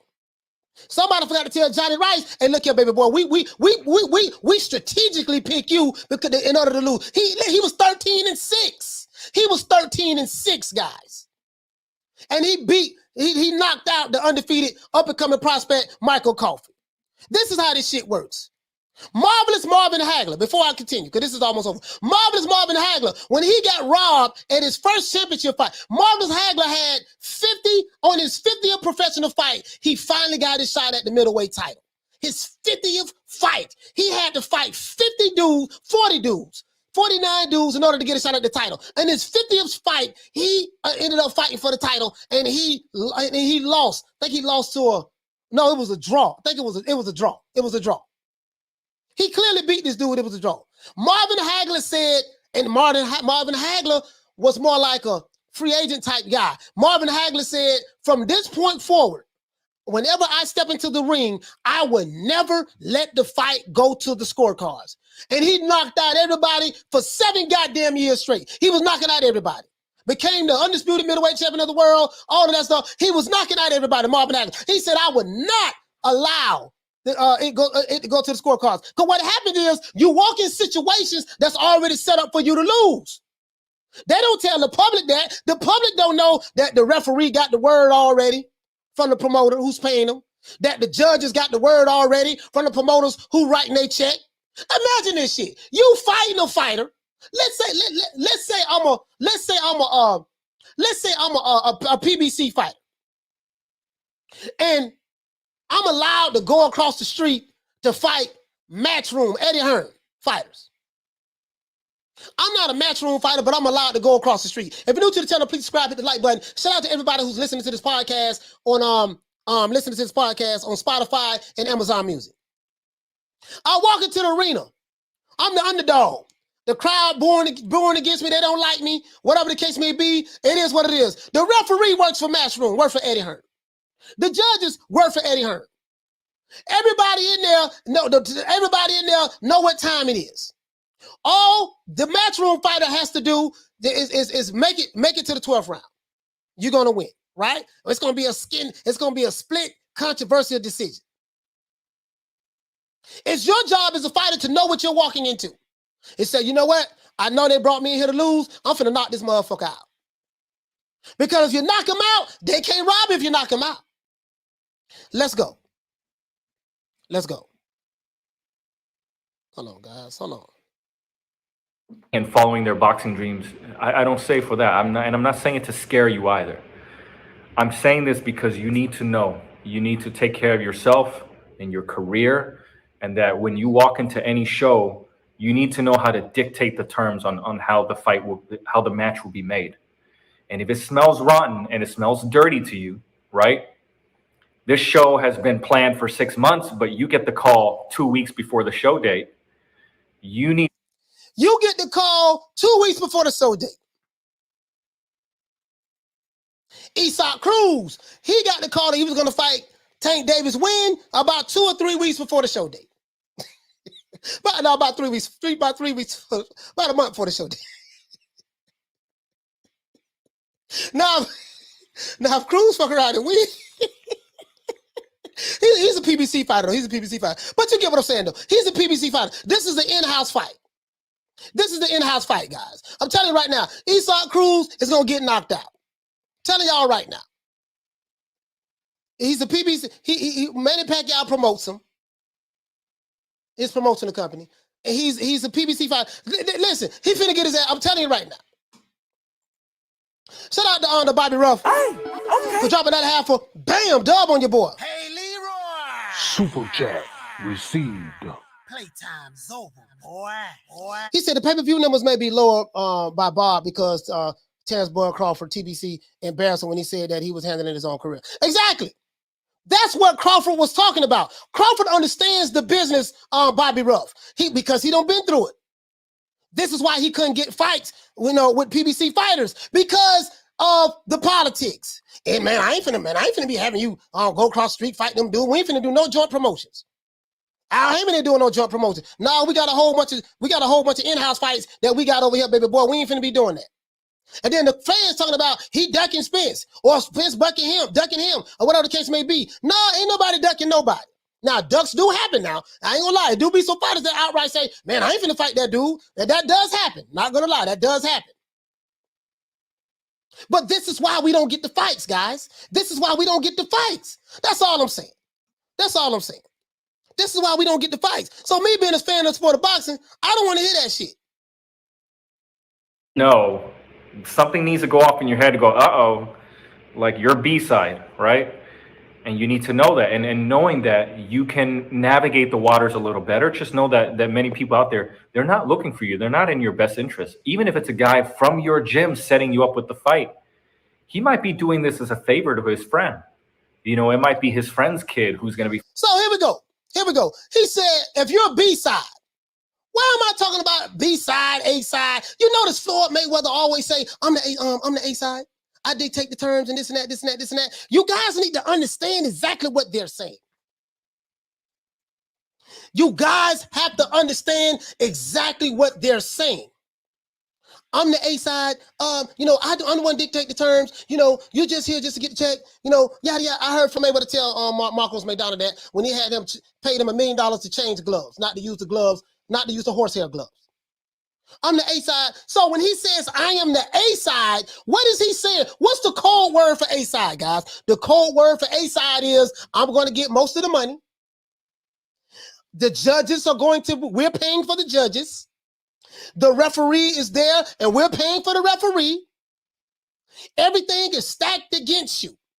A-side is code word for everything is stacked against you. You don't have a chance in hell. You don't stand a snowball chance in hell of winning this fight outside of knocking me out.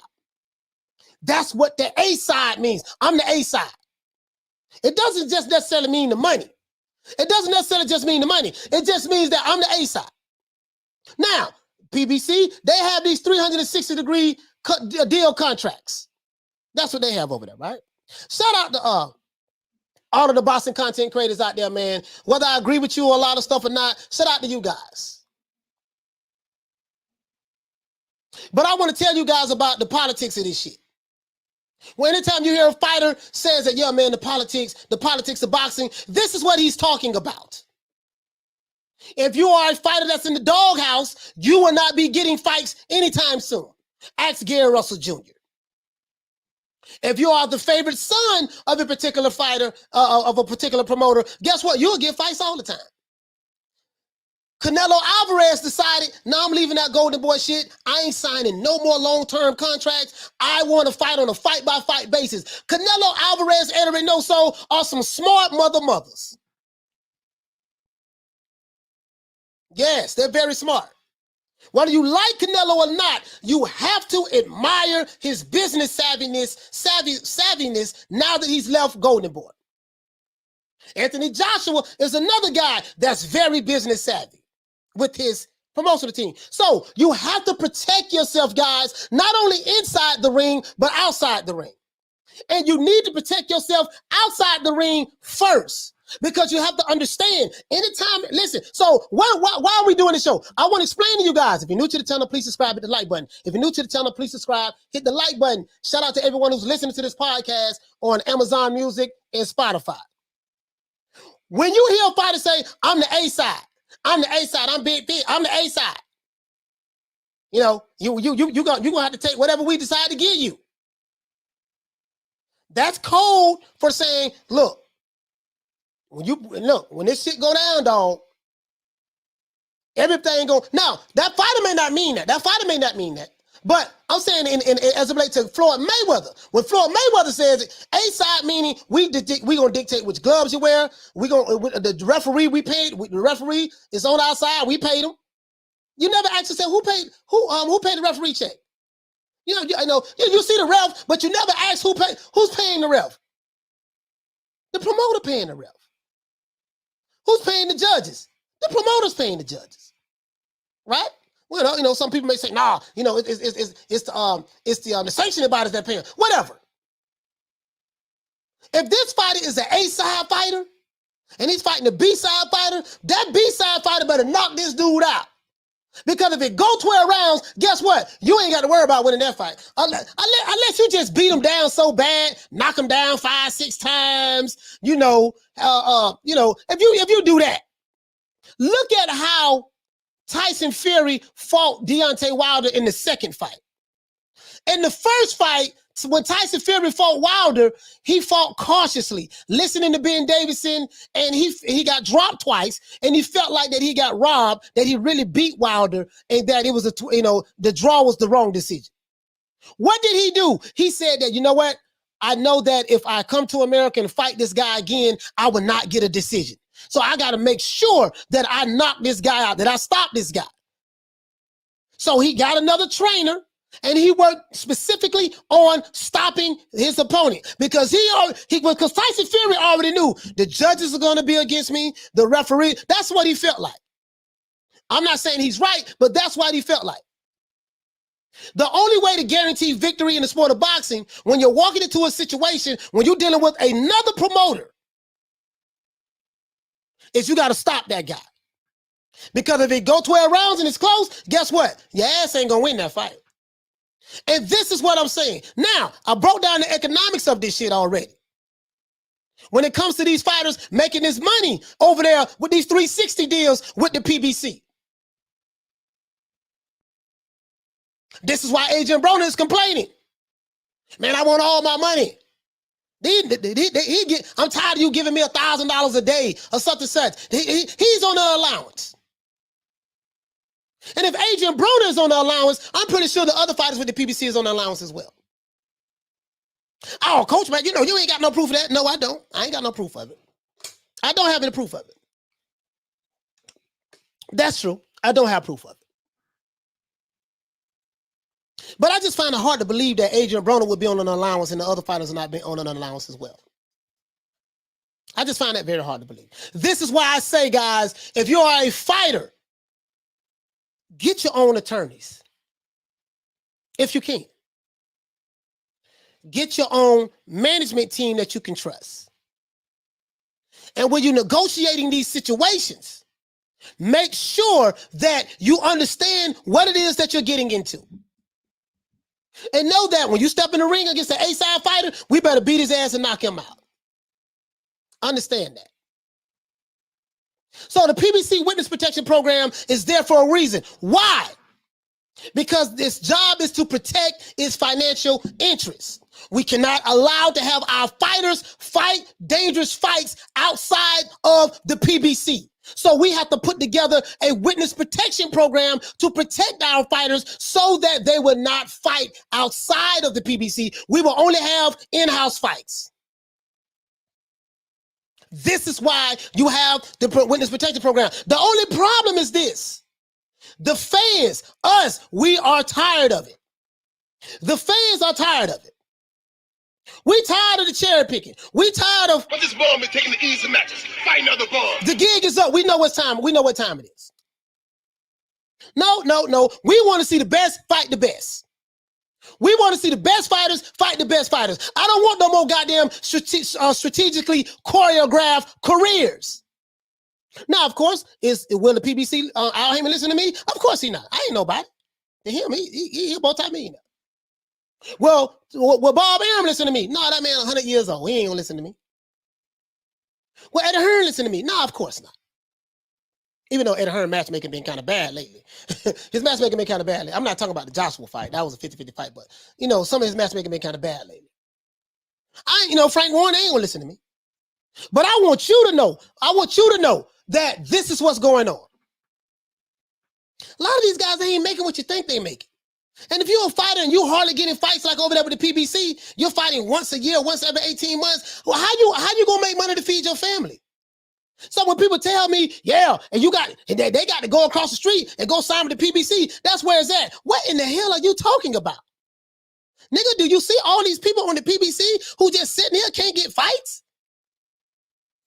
Like what are you talking about? What are you talking about? You need to come over here to the PBC. Al Haymon taking care of everybody. How? This man got 1 million fighters. All these fighters ain't getting fights like that. How? What do they do in between fights? David Benavidez, he done lost his belt on the scale twice. Berto done made enough money already in his career, I guess. Dominique Brazil, Adrian Broner. The problem. He's only a problem to himself. Shout out to Jay Miller. Hey, okay. For dropping that $2. Bam, super chat on your boy. Hey, Leroy. Super chat received. Playtime's over, boy. I'm just saying. So I told you when they talk about the matchmaking, if someone doesn't like Boo Boo Andrade's style, man, we ain't stylistically, this would be a nightmare for our fighter. Man, we ain't finna put him in there with that guy. That's why you don't see Andrade. And then the fans, we jump down Andrade's throat. But the matchmakers are saying, no, we don't want to match him up with this guy. Stylistically, it doesn't make sense. You don't fight nobody. I don't want to fight you. So the top fighters don't want to fight the guy. The guy's trying to get fights with the top fighters, and because the top fighters don't want to fight the guy, we blame the fighter that got the belt that's calling out everybody.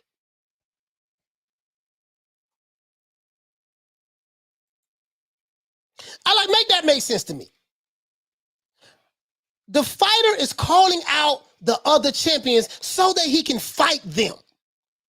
That's what we want to see as fans. We want to see the other champions fight each other.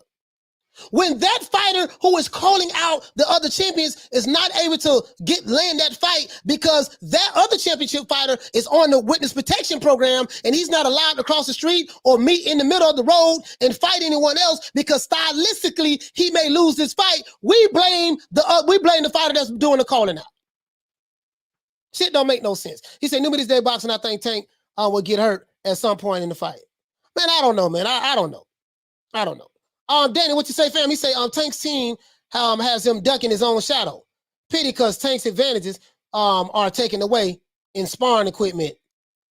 He may be, you say he may be out 135, but 2 fights, Tank versus T.O. Yeah, like we want to, listen, I'm glad you brought that up. This is why we're not seeing these tough fights like this.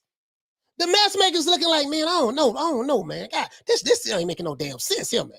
This ain't making no sense here. The matchmakers like, this ain't making no sense. Bro, I'm going to get more. I'm going to do a part 2 to this. I'm going to get more into the actual contracts. What's going on? The contracts. I want you guys to see what's in these damn contracts. These fighters, man. Shout out to the content creators who putting out some good content. Whether you're LDBC or not is irrelevant. If you're putting out good content, shout out to you guys. Whether you're from the UK or not, you putting out good content, shout out to you guys.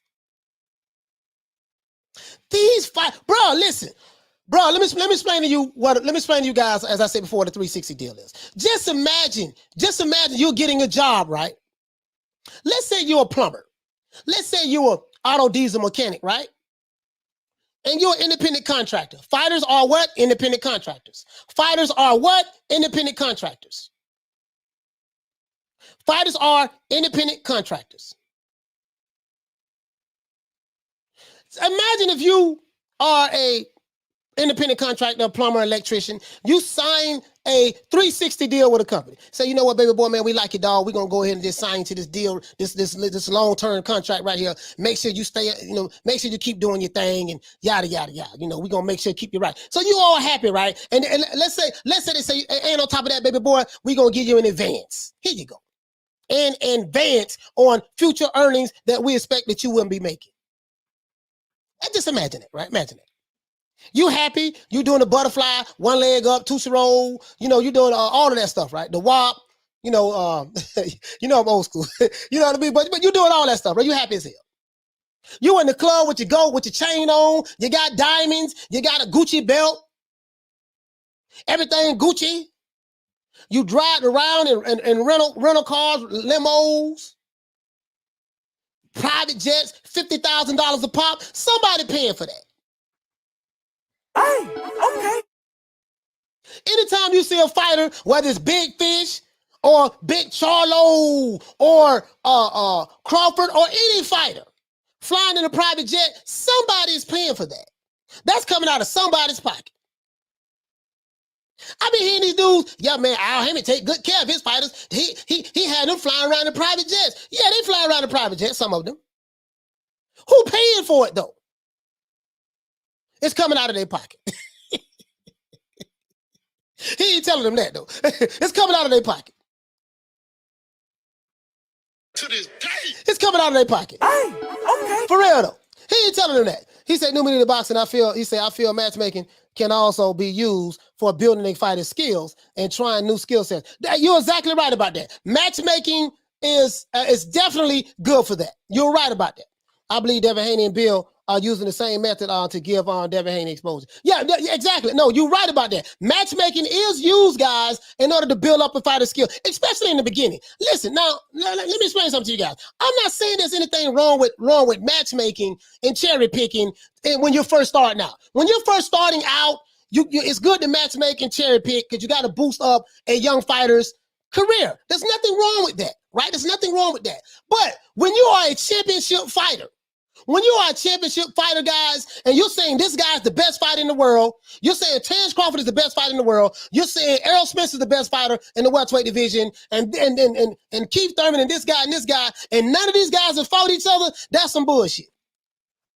Because once you tell me that your guy is King Kong, Godzilla, Mothra, Gamma Voltron, Dinobots, Optimus Prime, Megatron, Decepticons, Autobots, Goku, Vegeta, Frieza, Piccolo. Once you tell me your fighter is all of these guys, guess what? I better see his ass in the ring with another Godzilla.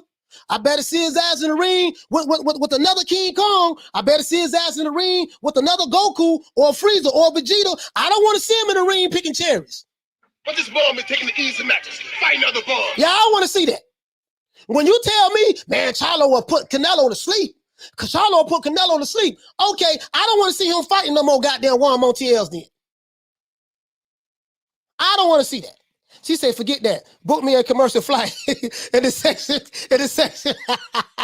Keep every penny you can. Hey, Dick Rich, Queen, check this out. They sit back and these dudes riding the private jets. What you think? Al Haymon paying for these jets? That shit coming out of these niggas' pocket on the back end.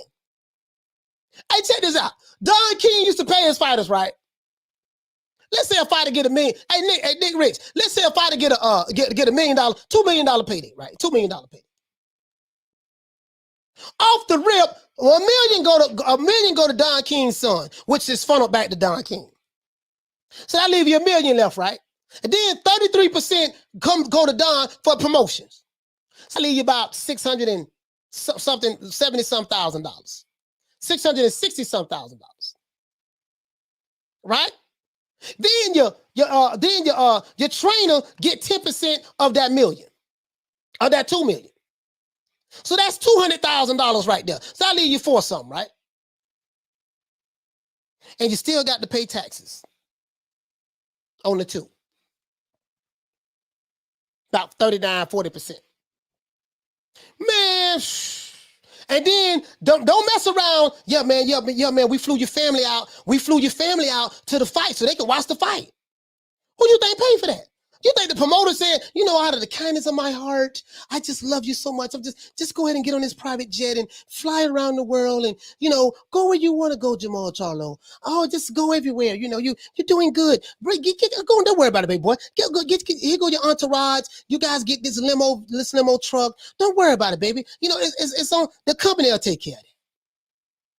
And when you have your fight, all that shit coming out of the back end. Wait a minute, man. What this is? What this is right here, man? I got paid $2 million. But what happened? Why happened to this? Oh, remember, baby boy, last year. Remember that bar bill that you had when you was in the club, balling, pouring mold, you know, making it rain in the club? Yeah.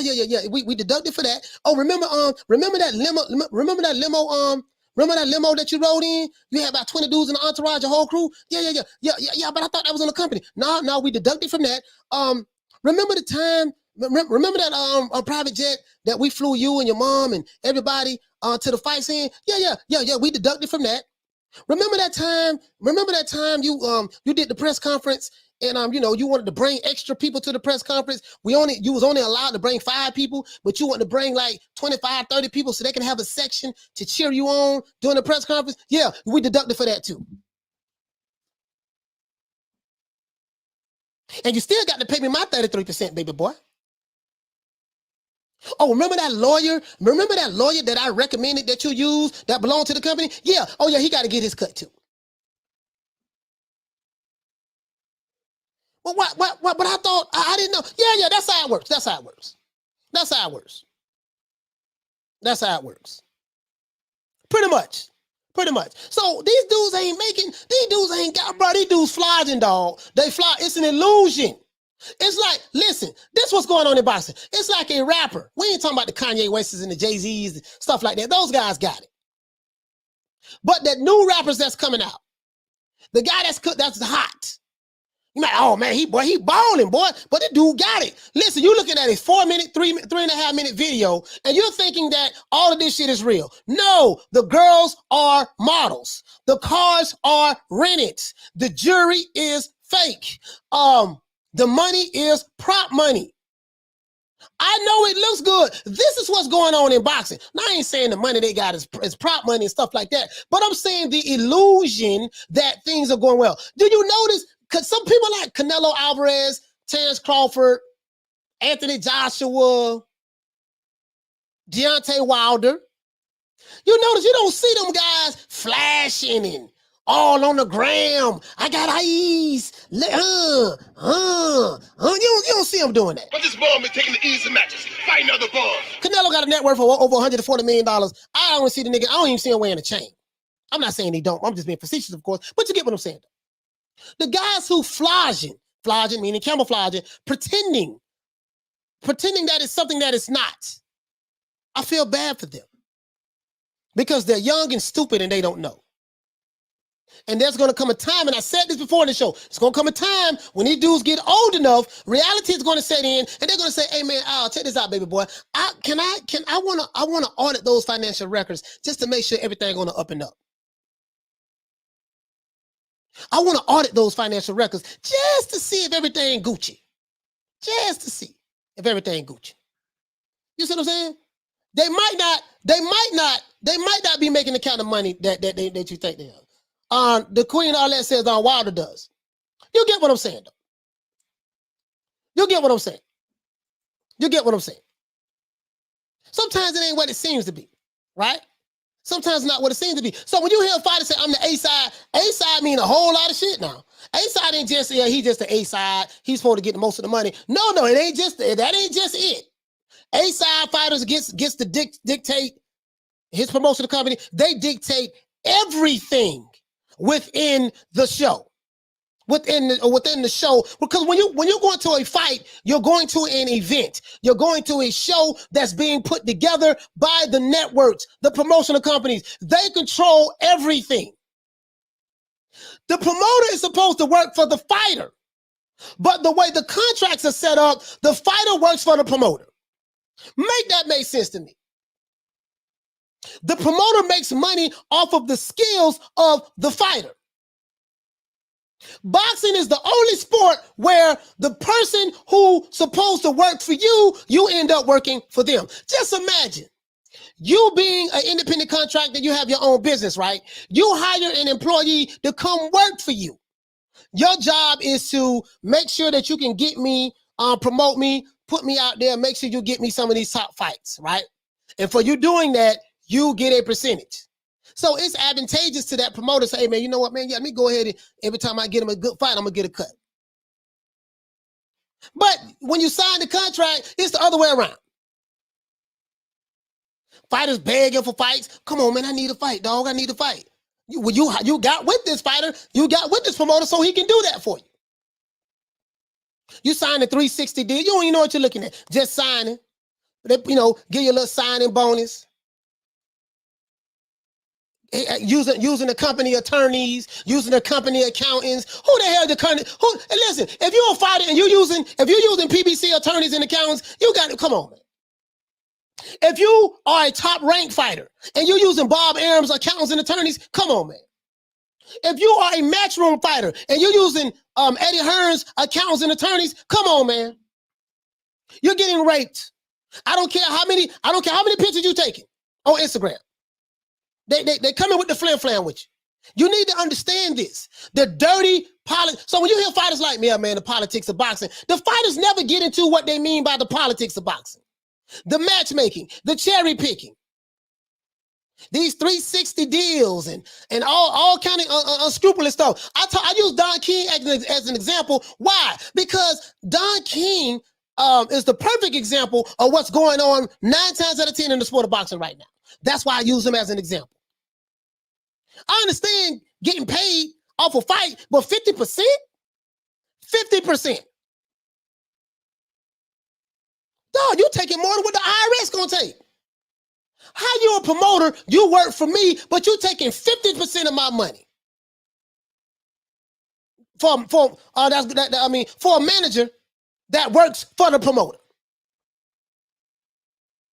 And then you're gonna take another 33% for you to promote me. But you work for me. Come on, man. Now, listen, that's why they got the PBC Witness Protection Program, bro. They got to have it, dog. That's their business model. And this is why I say that Crawford Spence fight, that shit ain't going to happen. It's not happening. Because Crawford knows what the hell going on over at the PBC. Them niggas getting an allowance over there, and they got 360 deals. This is why Canelo said, no, puto, no. Al Haymon tried to sign Canelo to a 3-fight deal. You gonna fight Caleb Plant, you gonna fight Jamal Charlo, you gonna fight David Benavidez. Canelo said, no, puto, no. No, we don't do that. We don't do 360, homie. We don't do back end deals, Holmes. No, what you gonna do, you gonna pay me $40 million guaranteed. That's what you gonna do if you want this fight.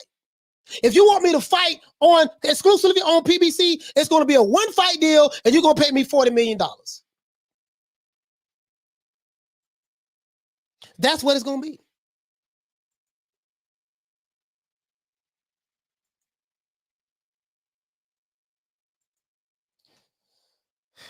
Hold on, guys. Hold on, guys. My internet, I know my internet looking crazy. Why is my internet looking like this? There it goes. It's getting better now. Sorry about that, guys. It's getting a little better. The internet was tripping. Sorry about that, guys. It's getting better. Sorry about that. So you get what I'm saying, though. You got these PBC, some of these fighters, not all of them, some of them, they want to be like rappers. They need to be focusing on their business.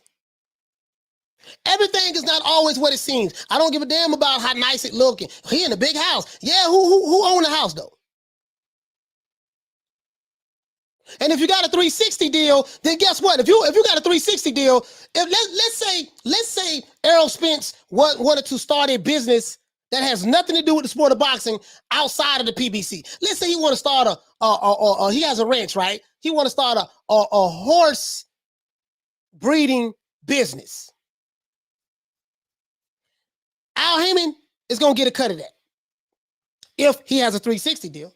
That's what 360s are. 360s are set up to where whatever kind of money you make outside of the realm of the music business or the boxing business, the way this contract is structured, I am going to get a cut of that. But wait a minute, man. This ain't got nothing to do with boxing, dog. I went over here and started a restaurant over there, man. That's my restaurant. This ain't got nothing to do with you. No, according to the contract that you signed, I get a percentage of everything that you do inside of boxing and outside of boxing. If you show up on a movie that ain't got nothing to do with me, guess what? I get a percentage of that. Shout out to Al Ramos for dropping that quarter of a bam dub on your boy. Hey, Leroy. Super chat received. Playtime's over, boy. He said, protecting boxing champions. What big fish excuse now that Crawford is on no side of the street? Salute, coach. Nah, it ain't nothing he gonna be able to do. He can't do anything. Errol Spence is owned by Al Haymon. Big Fish can't do shit. He's not an independent fight. He's an independent fighter, but Al Haymon had owned the exclusive rights to him and his services. Ain't nothing he can do. Nothing he can do. 360 ways for me to rip your ass off. 360 ways for me to rip your ass off.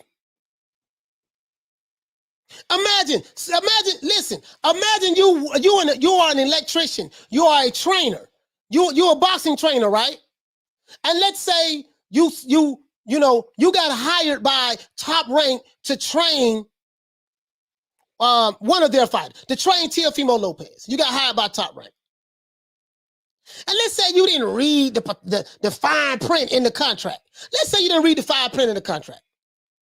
So Top Rank is going to pay you a certain percentage to train Teofimo Lopez. And then you get fired later on down the line. And let's say you go to get with another fighter that's signed to another promotional company that has nothing to do with Top Rank. And they pay you money, right?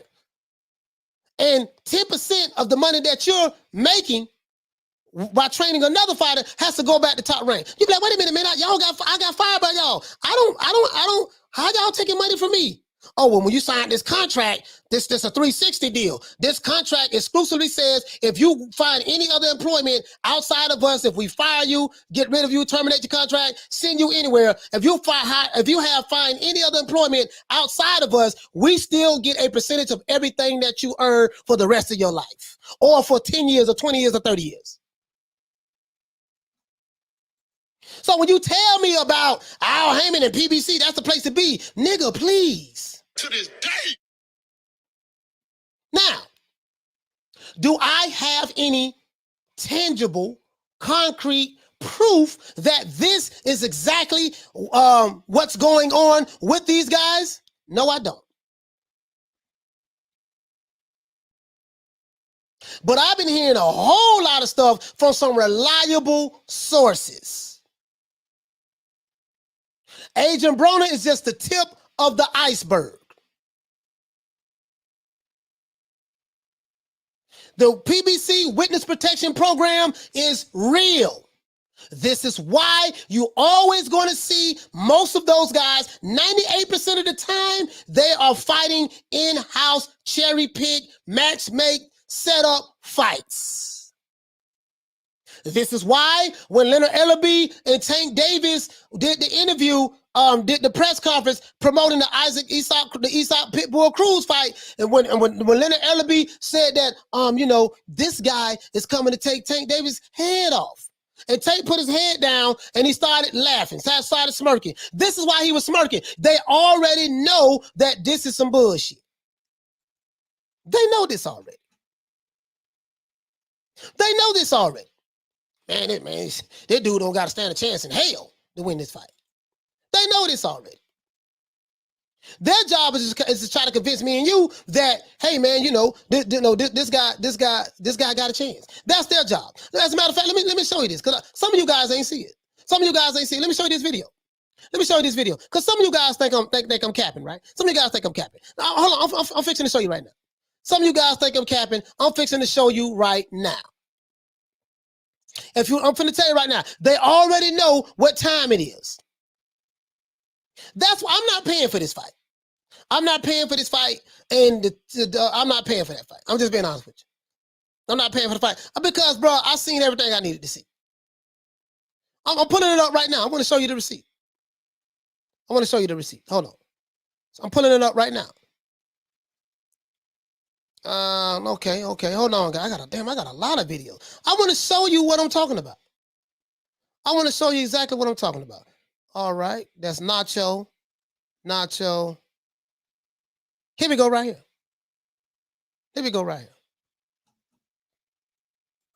Let me show you what I'm talking about. I do not own the rights to this material. You guys, this question, first of all, is for Jonathan Davis, or maybe Leonard, you could probably answer this. Now I want you to look at this. This is our brother Tank. Aesop Pitbull Cruz, right? I want you to look at this. This question, first of all, is for... He got his head down, he's smiling. Leonard, you could, look at Leonard Ellaby though. Eddie Hearn a few weeks back mentioned to me that he was looking for Devin Haney's name in the mix for this fight. Hold on. No problem at all. The next question is for Isaac Cruz then. Hold on, where is it? A lot of people are tipping... the man won't stop laughing. Davis for that superstar marquee trajectory. Isaac, do you believe Gervonta Davis is on that path? So he's asking Isaac Cruz, is Tank Davis on the path to be on an upward trajectory to be a superstar fighter? Why in the hell are you asking me? Hold on. Listen, I'm trying to show you guys how to read the code words. I'm trying to, because they're doing it right in our face. I'm trying to show you guys how to read the code words that's coming from people like Eddie Hearn or people that's from the PBC Witness Protection Program. I'm trying to show you how to read the code words. Let's go. If I'm fighting you, why in the hell are you asking me? Yeah, man, the guy you finna fight, man, goddamn, man, what do you think about his skill set? And do you see he's gonna be the next superstar or something like that? Why the hell you asking me that? I don't think shit about his skill set. He good. But the superstar, whatever plans y'all have for him being a superstar, that shit gonna end when he fight me. But this is a setup fight. Telling you right now. Let's go. Hay gente que cree que, bueno, mucha gente que cree que estrella en el boxeo. ¿Vos opinás lo mismo? Pues let's go over here. Because I want to get the Leonard.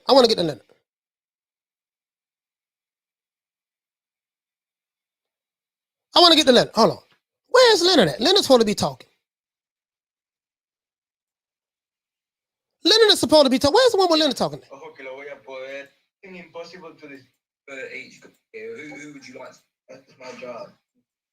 For Isaac Mero is. Where the hell is Leonard at? Hold on, God. This ain't the one. I got the wrong one. Sorry about that, guys. I got the wrong one. My bad. I got the wrong one. I got it though. I got it. Hold on. I got it. I got the wrong one. Hold on. I'm finna pull it up. I got it. Hold on. Where is that? Bro, like this is some bullshit. I'm telling y'all right now, dog. I'm not trying to knock the fight. But I'm telling you what Leonard and them doing.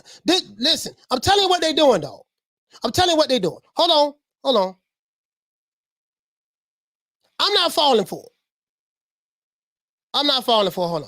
Hold on, guys. Hold on. Where the hell is that? Where's that fight at? Tank laughing right there. You know what? Hold on. I got it over here. Hold on. I got it.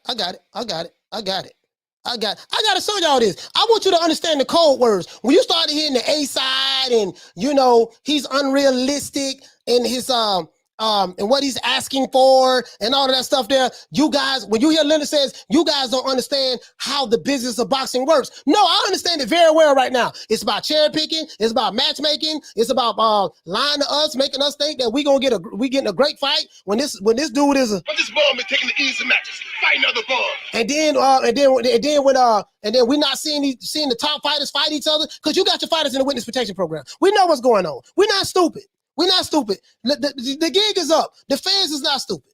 We're not dumb. Leonard. We know what's going on. When you sit back and say the fans don't understand how the sport of boxing works, no, we understand it very well, Leonard. We understand it very well. Trust me, we do. We understand it very well, Leonard. We understand. Now, I might not get no interviews with Leonard Ellaby in the future. Might not get no interviews. We see how he's treating blue bloods right now. I might not get no interviews with Leonard in the future, but that's okay. That's okay. I'm not tripping on that, right? I don't do this for interviews. Hold on, where in the hell is, bro? I had that. Let's go over here, man. Let's go. No. I want to show y'all something. I want to show y'all the flim flam. I want to show y'all, as a matter of fact, this one right here. I think this one right here, this old Leonard. This old Leonard. This was it. The old man, he was telling everybody, see, y'all. Here you go right here. Here you go right here. Here you go right here. Leonard. When you talk about Leonard telling you right here. Fights, they have to make sense. And I had some dialogue with Bruce Trent. Here you go right I here. don't understand where the money comes from. You know what I'm saying? And at the end of the day, you know, when you talk about bigger fights, they have to make sense. And I had some dialogue with Bruce Trampler about this, and he was spot on. He said, if there's a match that makes sense for both companies, you'll make it. If there's a match that makes sense for both companies, we'll make it. Okay, cool. So he telling you right there what time it is. But that ain't the one I wanted to show you. But this dude right here, this dude, the PBC Witness Protection Program is real. I hope I've done my job to expose it. The PBC Witness Protection Program is real. And I'm going to tell you something. That because Wilder lost to Fury, Canelo beat Caleb Plant, Crawford beat Porter. Those 3 PBC fights that went across the street or brought another guy on their side of the street, those PBC fights, they don't took 3 L's this year. I'm telling you, I'm giving you tomorrow's news today. From this point forward, the top PBC fighters, the Charlos, the Spences, the Wilders, the whoever their top fighters is. They only got what, about 3 top fighters? Errol Spence, Wilder, I guess the Charlos, maybe both of them. Who else they got that's a top guy? Who else they got that's a top guy? Who else they had that's a top guy? Caleb Plant lost his belt. Who else they have that's a top guy, guys? I don't forget. They only got like 4 top fighters, right? He said Ruiz. No, Ruiz ain't nobody. Ruiz ain't nobody. Benavidez, they don't really care about Benavidez like that. They don't really care about Benavidez. Yeah, Garcia, he not over there anymore. He not over there anymore. He say, Leonard Ellaby is your favorite promoter? Yeah, he is. He's my favorite promoter. Leonard is my favorite promoter. Leonard Ellaby is my favorite promoter. I'm just saying, though, like, they got, PBC has what? In the lightweight division, they don't really have anybody. Featherweight, they ain't really got nobody. The welterweight division, that's their division. Junior middleweight division, they got Jamel Charlo. And the middleweight division, they got 1 champion. And that's it. That's it. That's it. That's all they have. Listen, welterweight division, they have Errol Spence and they have Ugas.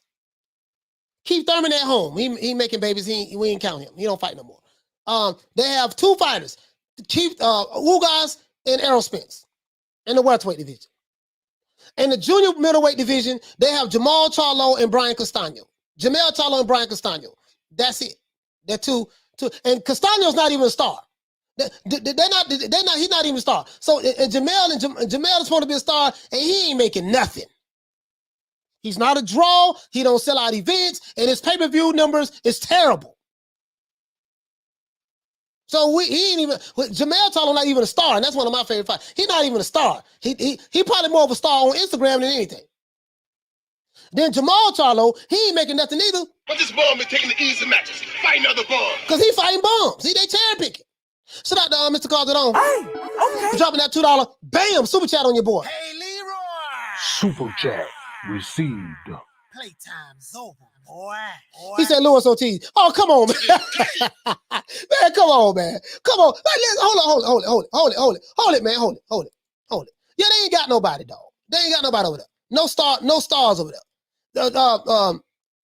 Adrian Brony, he be in jail more than he be boxing. So we ain't got to worry about him. And I told you, listen, I told you what it is. Who you see right here? Who you see right here? Who do you see right here, guys? You see Esau, Pitbull, Cruz right here. I'm telling you what time it is. And you see Tank Davis right there, right? Now, let's keep going.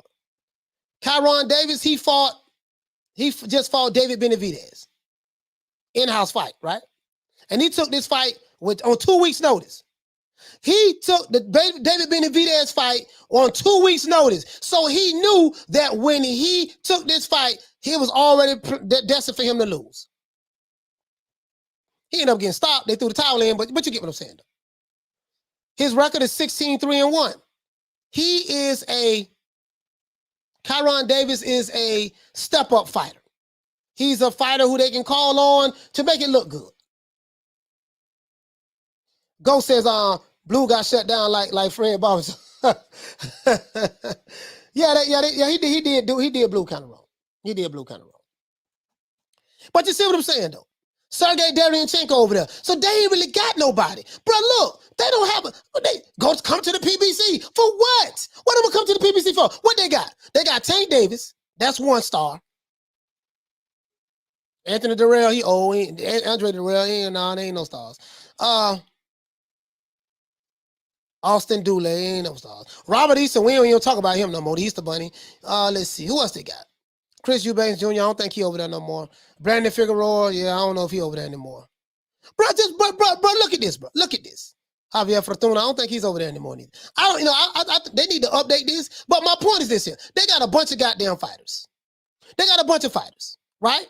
They got a bunch of fighters, dog. Danny Garcia, he ain't boxing no more, so he 33 moving up. Mikey Garcia, he washed up. That's over.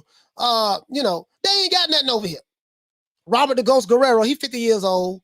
Tony Harris is a trainer now, pretty much. He ain't really fighting no more, but he was never a star anyways. Jared Hurd, Daniel Jacobs, he gone. So this roster is not. This is the old roster. It has not been updated. But what do they have? What do they have over there, guys? For all you got to go to the PBC. What's over there? What's over there? He said, "What's the name of the video where Ellery has a go at Blue?" Let me find it. If you're new to the channel, please subscribe to the like button. If you're new to the channel, please subscribe to the like button. What's over there, man? Explain that to me. What's over there? You got to come to Death Row. You got to come to Death Row Records. Death Row's where it's at. Oh yeah, Death Row where it's at, huh? On the other side of the street, huh? And shit, it don't look like nothing going on the other side of the street. What's going on over there? They got the welterweights. They do that. They got the welterweights, but they got the welterweights over there. But that's about it. They got Errol Spence and Ugas, and that's about it. Sean Porter done retired.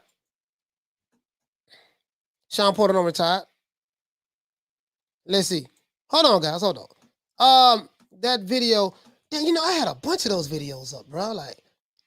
I had a bunch of those videos up. Guys. You see what I'm saying? Bro, there's nothing over there. Literally, there's nothing over there. And this is why I don't understand why guys cap for promotional companies. This is why I don't understand. He said they have all the belts at 154. At 54 is Roku. Yeah, they do. They have Castaño has 1 and Jamel has 3. But neither one of them are stars. They got Jamal at 54. I mean, as middleweight, he's not a star. Errol Spence is bigger than both Charlos. Deontay Wilder, he ain't gonna be back till next year. So you got Wilder, Spence, and I give you both Charlo brothers, and that's it. That's it. I give you Wilder, Spence, and both Charlo brothers, and what else they got? Shit, they don't count Ugas. Ugas got a belt. Ain't nobody talking about Ugas. They ain't got nothing over there, man. So when you sit back and tell me that this is the place to be, You know, I look at you kind of funny. Then they got them 360 deals. Then they getting paid an allowance. Come on, man. Bro, I'm telling you, bro. The PBC Witness Protection Program is real, bro. The PBC Witness Protection Program is real. Let me pull up these other receipts, bro. I want to put up these other receipts. Because I got these videos. Dante leaving the fight. Hold on. My prediction. Reaction. No, let's keep going down. Leonard Ellaby, my favorite promoter. My favorite promoter. Where you at, baby? Where's my favorite promoter, Leonard Ellaby, guys? He's my favorite promoter. Leonard Ellaby is my guy. I rocks with Leonard. Anybody beefing with Leonard, man, y'all gotta come holler at me. Anybody got a problem with Leonard, y'all gotta come and talk to me, man. Hold on, man. Hold on. Let me find this video, man.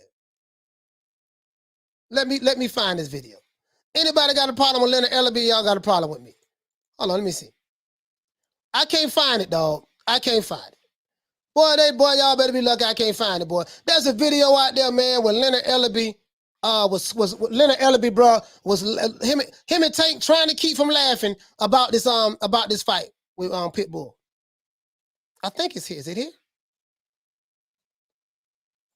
They're trying to keep from laughing, bro. That's what it is, bro. And I'm trying to tell you, bro, a lot of this stuff is set up, it's already orchestrated, strategically choreographed. Strategically choreographed, and this is what's going on. And you heard what the guy said. If you're a fighter and you step into a situation, let's say they call you 2-3 weeks as a fill-in and come in for another fight, and you're fighting a fighter that's the A-side fighter, and you're dealing with a promotional company, and that promotional company, let's say it's the PBC, let's say it's Top Rank, let's say it's Matchroom. Doesn't matter which one it is. All of them are the same. The PBC is no different from Matchroom. Matchroom no different from Top Rank. Top Rank no different from Queensberry. All of them the same. All of them are the same. They do the same shit. Telling you right now, all of them are the same, right? That's why I don't cap for promotional companies. I don't cap for promoters. These fighters are getting, if your name ain't Canelo, Joshua, to some degree, Fury and Wilder, I'll say those guys, whoever the top creme de la creme is. If you're not the creme de la creme in the sport of boxing, you can forget it. Welcome to death row. Welcome to death row. And guess what? Whoever the creme de la creme was in the sport of boxing, they went through those death row record contracts as well. Terence Crawford is in the position where he ain't got to go through that no more. Canelo Alvarez is in a position where he ain't got to go through that no more. He paid his dues in that. He paid his dues, right? Though Anthony Joshua, he don't go through that. That's about it now. That's about it now. I advise every fighter, once you reach a certain level and you get out of your contract, become a free agent and fight on a fight-by-fight basis, if you can. If you can. I would do that. Where in the hell is Leonard? Leonard, where you at, boy? Leonard, where you at, boy? Leonard, where my dog Leonard Ellaby at, man? Where my dog at? You know what I'm going to do? I'm just going to look it up on YouTube. Where's Leonard at? Where's Leonard at?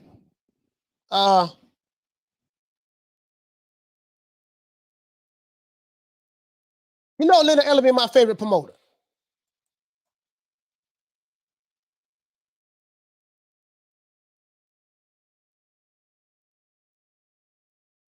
Hold on, guys. Isaac, let me see. Hold on. Hold on. I think I found it. I think I found it. Hold on. I think I found it. Yes, I did. I found it. Yes, sir. Yes, sir. Yes, sir. Yes, sir. Here you go. The country of Mexico, again, the most exciting fighter in the world to my left, taking on Isak Cruz, again, who's a tough, hard-nosed lightweight. He's a top 10 contender across the board with all the ratings. He's a very, very exciting young fighter himself. And he's looking to come and knock Tank off his throne. The country of Mexico is riding very high. Off of the big Canelo win where he made history. And there's a big opportunity. Look at her face. To stand up for his country. And he's going to be looking to take Tank right on out. And I know. But look at Tank. That Tank put his head. See, listen. That you already know. That right there told you everything you needed to know. Body language tells you everything.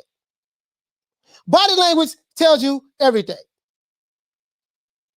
Remember what the guy said in the video? He said, just know if you a B-side fighter or whatever the case may be, and you walk into the building, you don't know the ref, you don't know the judges. This guy's from Mexico, Isaac Cruz. He's coming to America to fight Tank Davis in Los Angeles. He don't know the judges. He don't know the referees. He don't know nobody.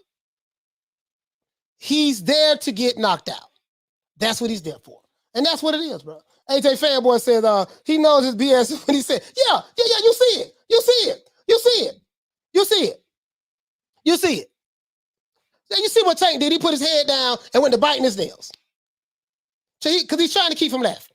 He's trying to keep him laughing. You see it. Leonard sitting there smiling. I've been having my eye on him, talking with my good friend Sean Gibbons. Look at the smirk on Tank's face.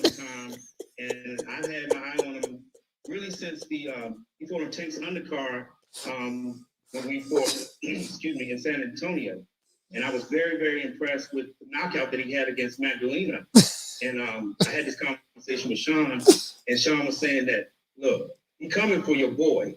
And I said, well, look, you might get that opportunity one day down the road, but again, Tank's always ready. He stayed ready, so he ain't got to get ready. Again, so December the 5th, expect nothing but fireworks. This fight will definitely end in a knockout. So he told you right there. He said December the 5th, expect nothing but fireworks. This fight will definitely end in a knockout. Yes, Leonard, we know it's going to end in a knockout. We know. We know it's going to end in a knockout. We know this. We know that this fight will end in a knockout. Everybody knows it. Everybody knows it. This is the PBC Witness Protection Program in full effect. I'm telling you guys right now, when 2022 hits, this is 2021. This is November the what? November the 22nd, 2021. We have 30-something days left in this year before the new year begins. What I'm telling you guys, and I will be here, that next year, you ain't got to worry about seeing no PBC championship fights.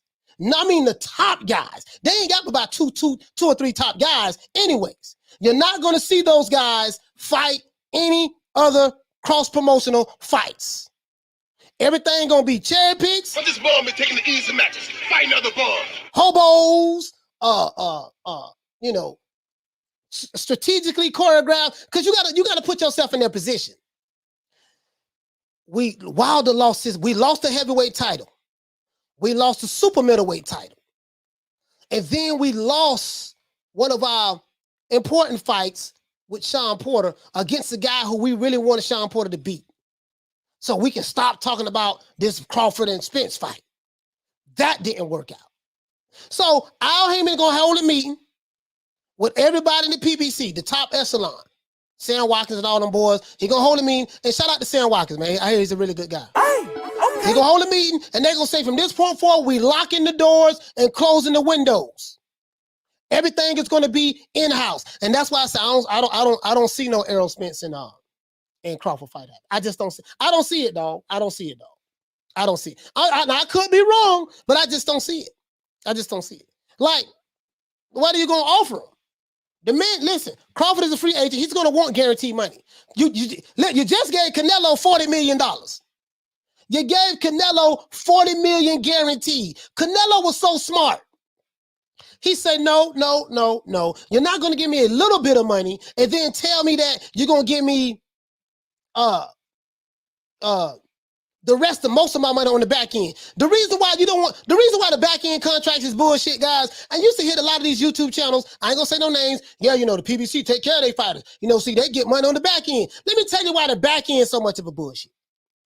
I'm gonna tell you why the back end is so much of a bullshit. Because guess what? The back end is based on the numbers that the promotional company tells you. So let's say you wanted $10 million to fight Coach Malachi Williams. Let's say Tank Davis wanted $10 million to fight me, right? And he's fighting on, oh, that's a bad example. Shit, that's a bad example. No, let's say Tank Davis wants $10 million to fight me, right? And we're fighting on the PBC platform. Mayweather Promotions, PBC, all that stuff there, right? And Mayweather tell Tank, okay, baby boy, we're going to pay you $10 million, baby boy. But what we going to do, now this is what we're going to do. We're going to give you $1.5 million, 1.5 up front. Now, you know you're a pay-per-view star, right? You're a pay-per-view star, right? You're going to get the other 8.5 million, 9 to 8.5 million on the back end. So you get all of these channels talking about, yeah, you know, hey, they get paid on the back end of the PBC, and ain't nobody complaining over there. Well, one, you would not complain to your promotional company, to the public. That would not be wise, because that promotional company can put you in the doghouse, and you won't have to worry about having no more fights. You'll be fighting like Gary Russell Jr. every 2 years, every 18 months. So you'll be over there like that. You know Gary Russell in the doghouse. He has to be in the doghouse. And if you don't fight, you don't make money, because you don't know how to do nothing else but fight, right? So now that's what happens. So that's not a good incentive to come out and speak against your promoter. I.e., this is why Crawford never did it when he was signed to Top Rank. Doesn't make sense, because they would shut your ass down in a heartbeat, right? Now you're gonna get the other 8.5 or 9 million on the back end. So you follow me so far. Now, the promotional company knows we have to sell so many pay-per-views in order to break even. Anything after that is profit. So let's say Tank wanted 10 million. They gave him 1 million up front, and they're going to give him the other 9 on the back end. And let's say the company needed to do 500,000 pay-per-view buys, or 300,000 pay-per-views to break even. That's 300,000, something like that, right? 300,000 or 200,000. 200,000. Let's say they needed to do 300,000 to break even or to make a profit. They may say, man, Tank, boy, he's a star. He's a star. Hey, Tank, check this out, man. I know we told you we're going to give you the other 9 on the back end, but you needed to sell another 50,000 or another 100,000 pay-per-views. The numbers only coming back 200,000. We needed you to do at least 300,000 in order for you to get the rest of that money. Because see, this is where the money is coming from. So in order for you to get the rest of that money, right? Now, yeah, we made money from the venue, but we also needed, you need to sell so many pay-per-views, because we told you that you're going to get the back end money from the pay-per-view sales, not the live gate, right? We didn't exactly do the numbers that we thought we was going to do. So that other 9 that we was going to get from the back end money, you ain't going to get that, because it's not there to be got. But what we're going to do is this here. Don't worry about it. We're going to give you another 50, another 100,000, wow. You know what I mean? And we'll try to see, can we make it up on the next fight. That's what's going on. That's what's going on. And guess what? You're depending on your promotional company to report the numbers. You think they're going to tell you the truth? He said, Coach, you forgot about the sponsors. Yeah, I forgot about the sponsors. Do you think that the promoter's going to tell you the truth, how many pay-per-views they did, when they know that you got money that they're going to pay you on the back end? Come on, man. They're going to be honest. So they're going to be honest. She said, that's why fanboys spread lies about pay-per-view sales. Yeah, they're going to be honest. And guess what? Hey, Nick, check this out. Listen. They can spread the lies all they want, but the devil is in the details. My thing is this here. You're depending on the promotional company to be honest with you, to tell you that, hey, these are the numbers that we did, and we're going to be willing to pay you more of our money.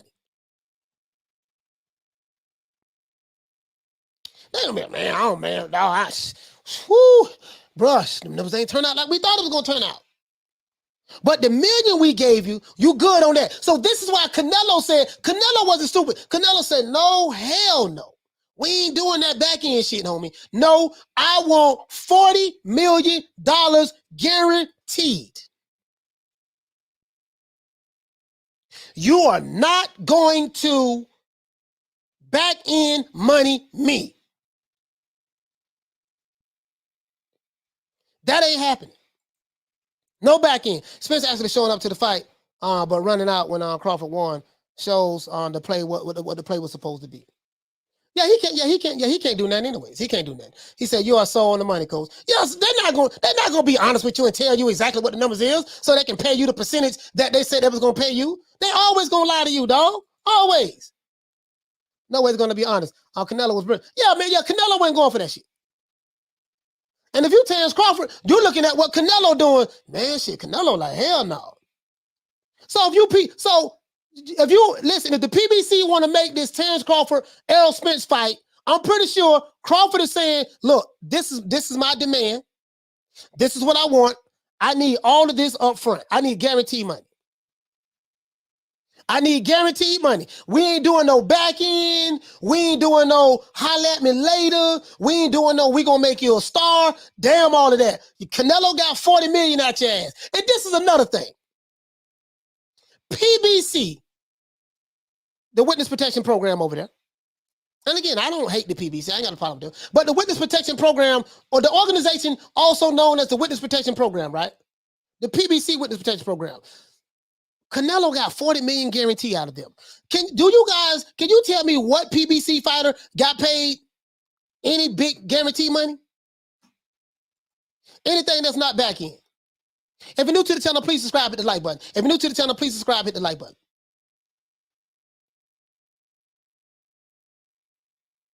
You see what I'm saying? Like, bro, like, Canelo, he did right. He did right. So if you Crawford, after you went through the situation with your promoter, now I will say this, Bob Arum did pay Crawford. He paid him. He paid him his money. So he's good on that.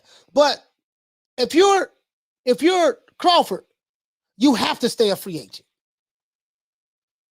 You got to look at Canelo Alvarez. Every fighter should be looking at Saul Canelo Alvarez saying, "You know what? When my contract up, I'm going to use this promotional company to build me up.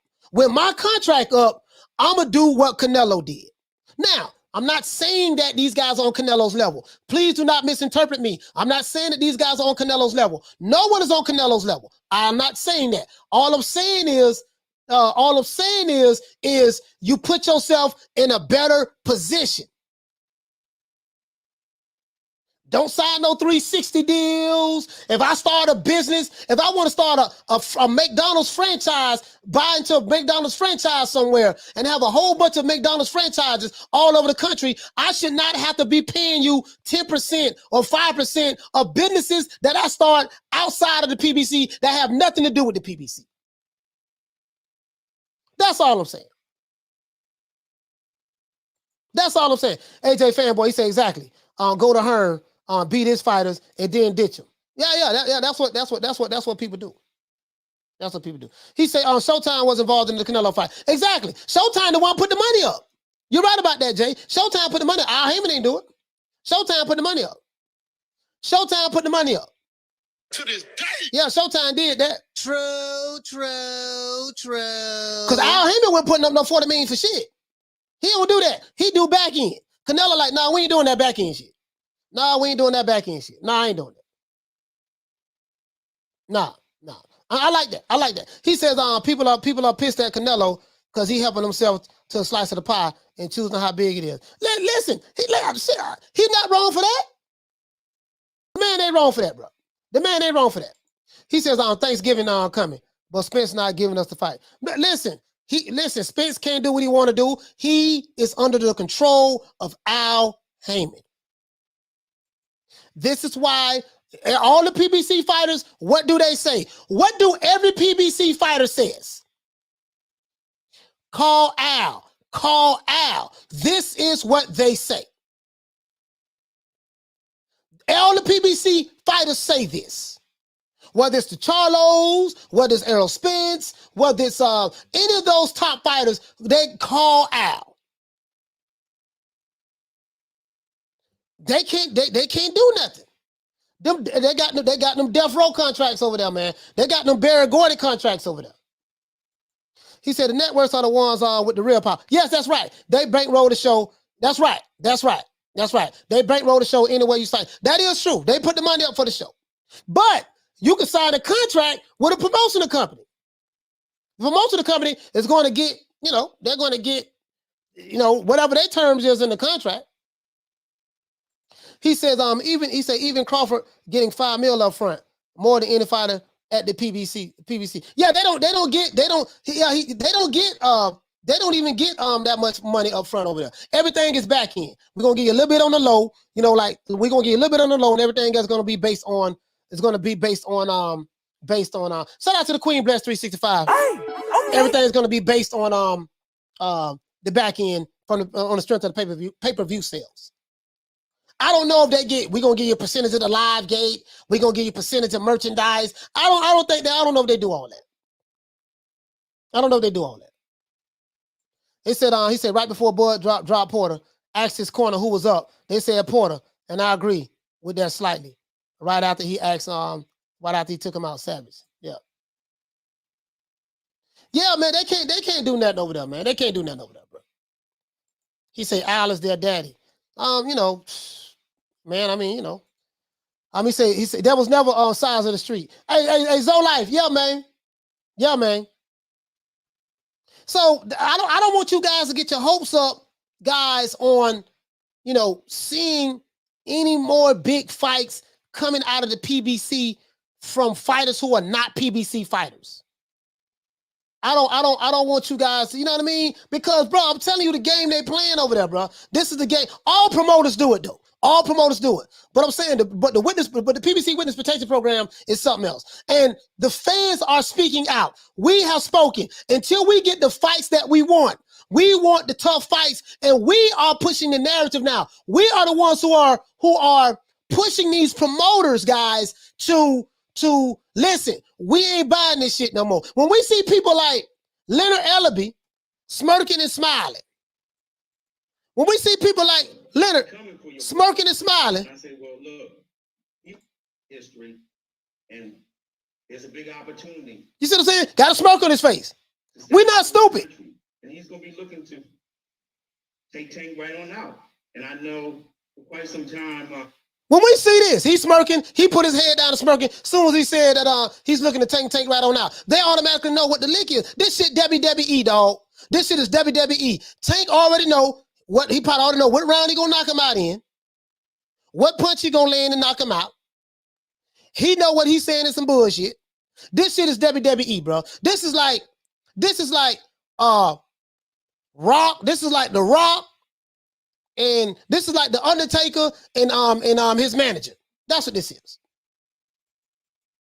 That's what this is. They already know what time it is.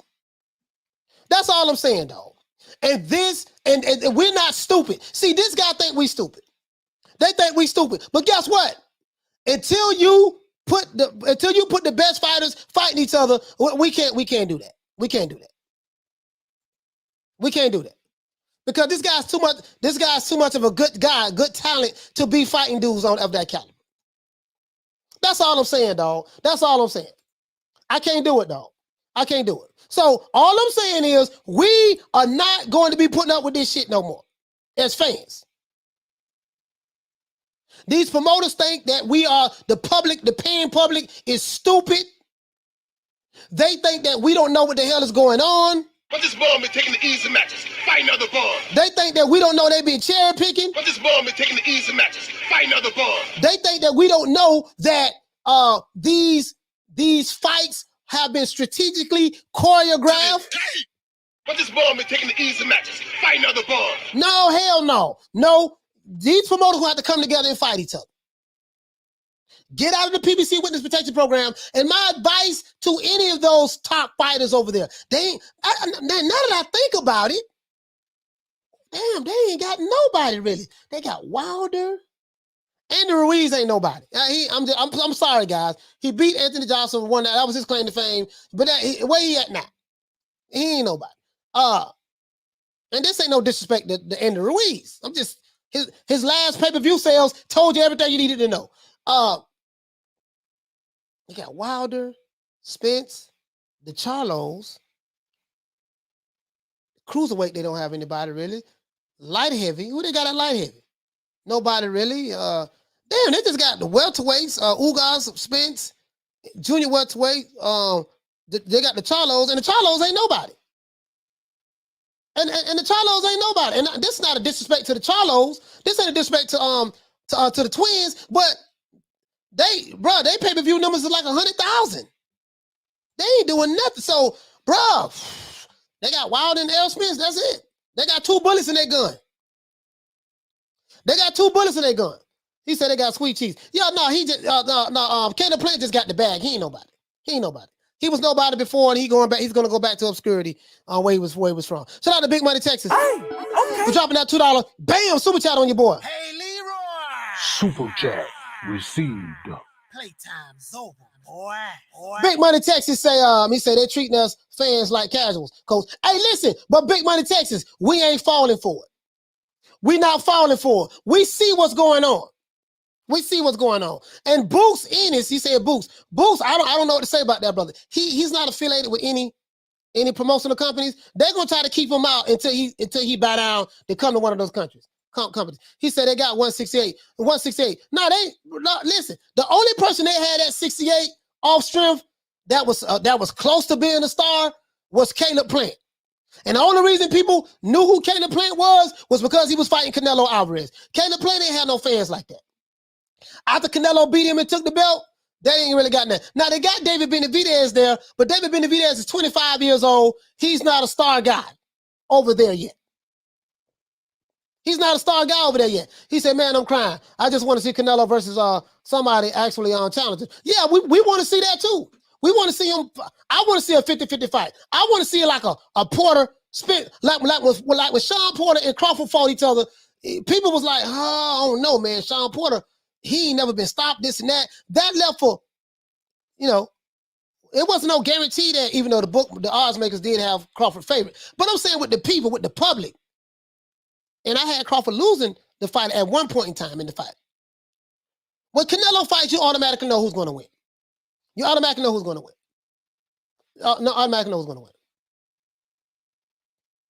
This guy said, y'all capping for Canelo is a part of the problem. Okay.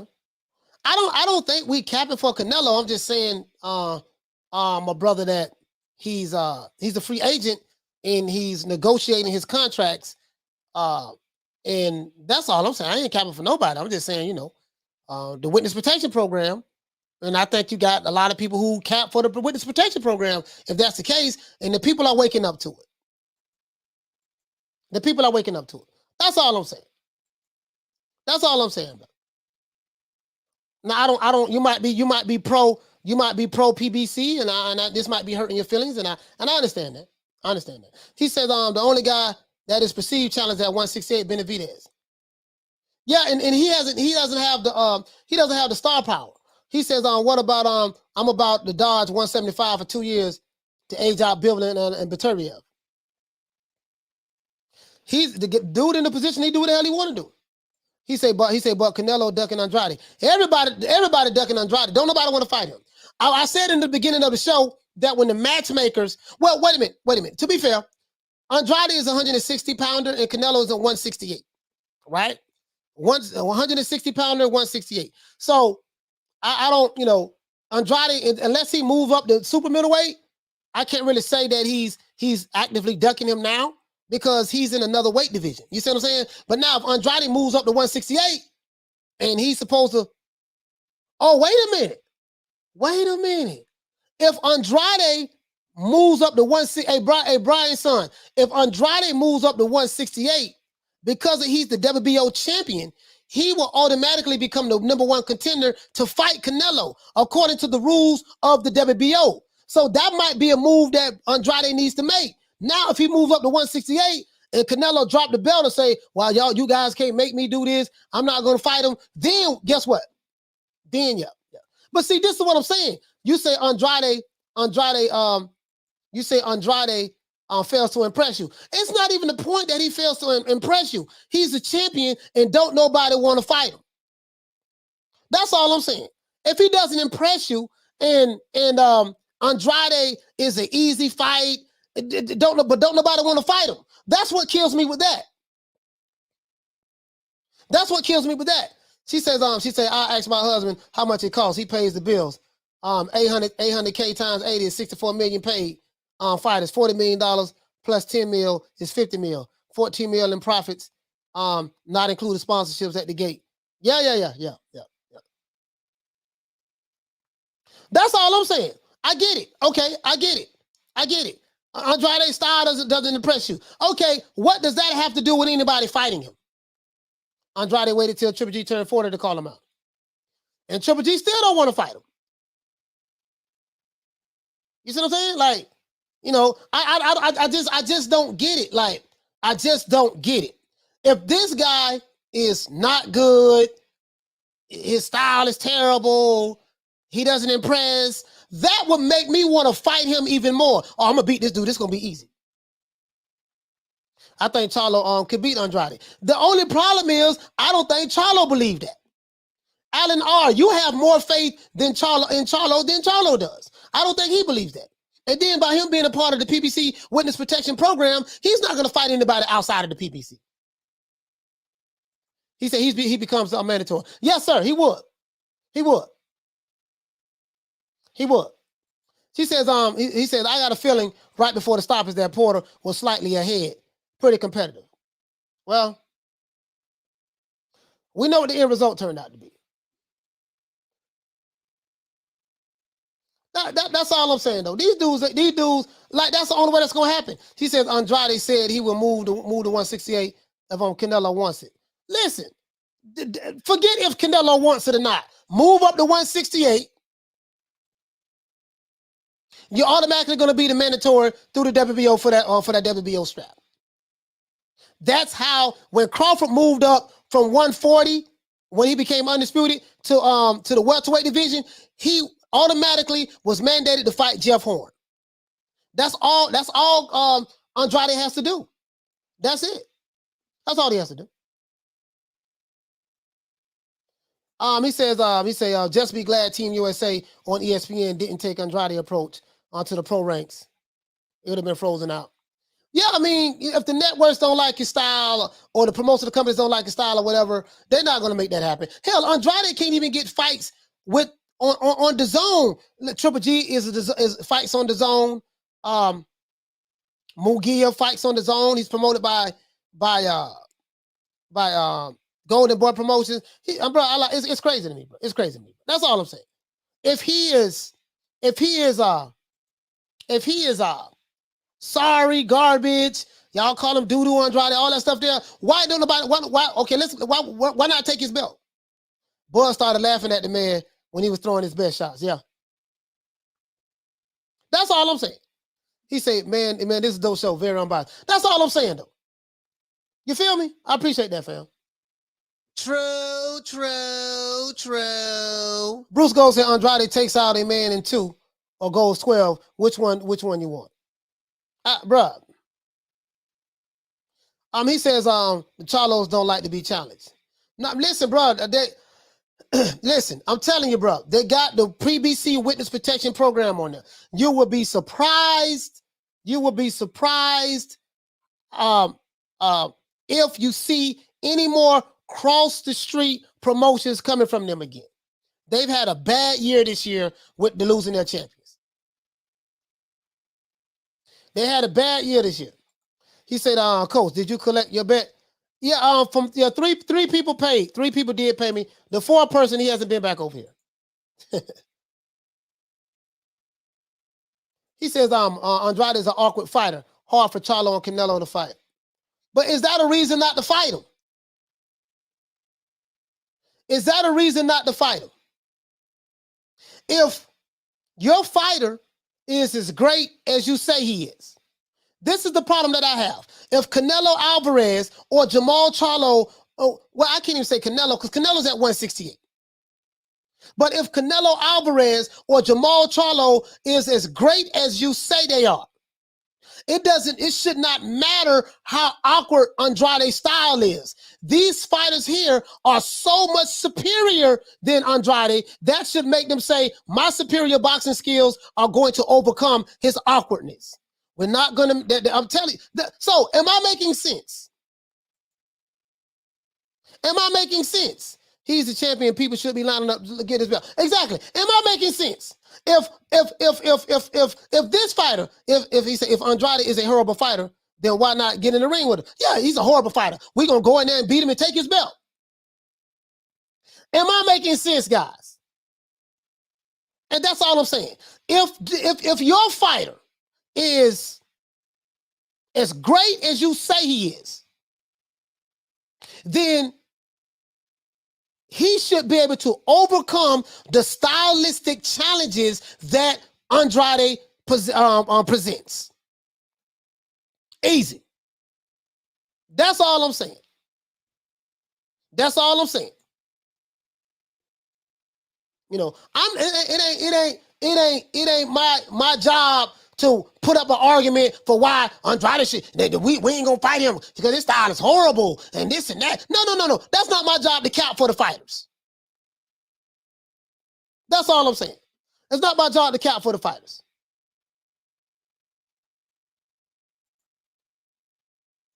So Conn says, what ultimately gives the promoters their power?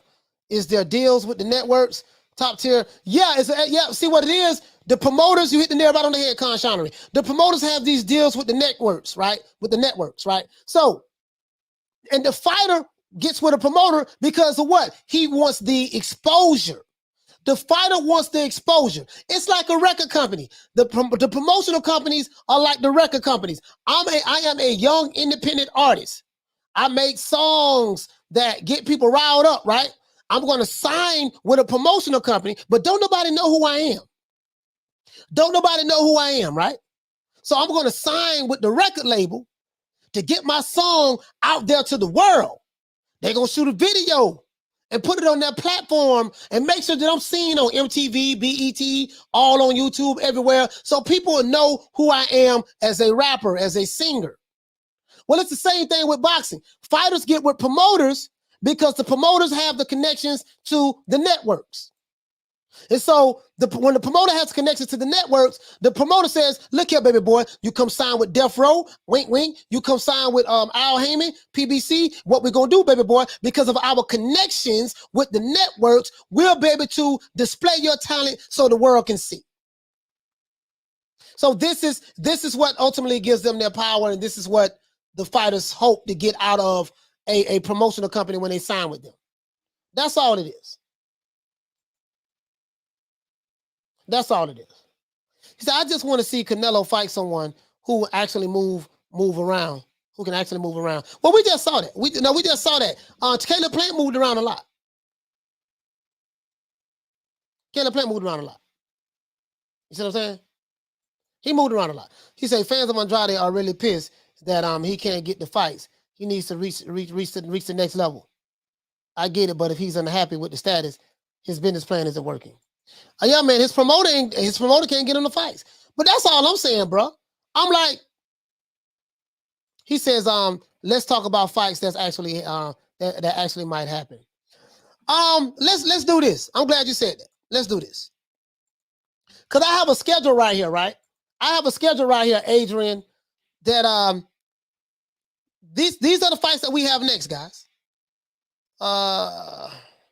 We just had the Crawford Porter fight. These are the fights that we have next. November the 27th, we have Teofimo Lopez versus George Kambosos.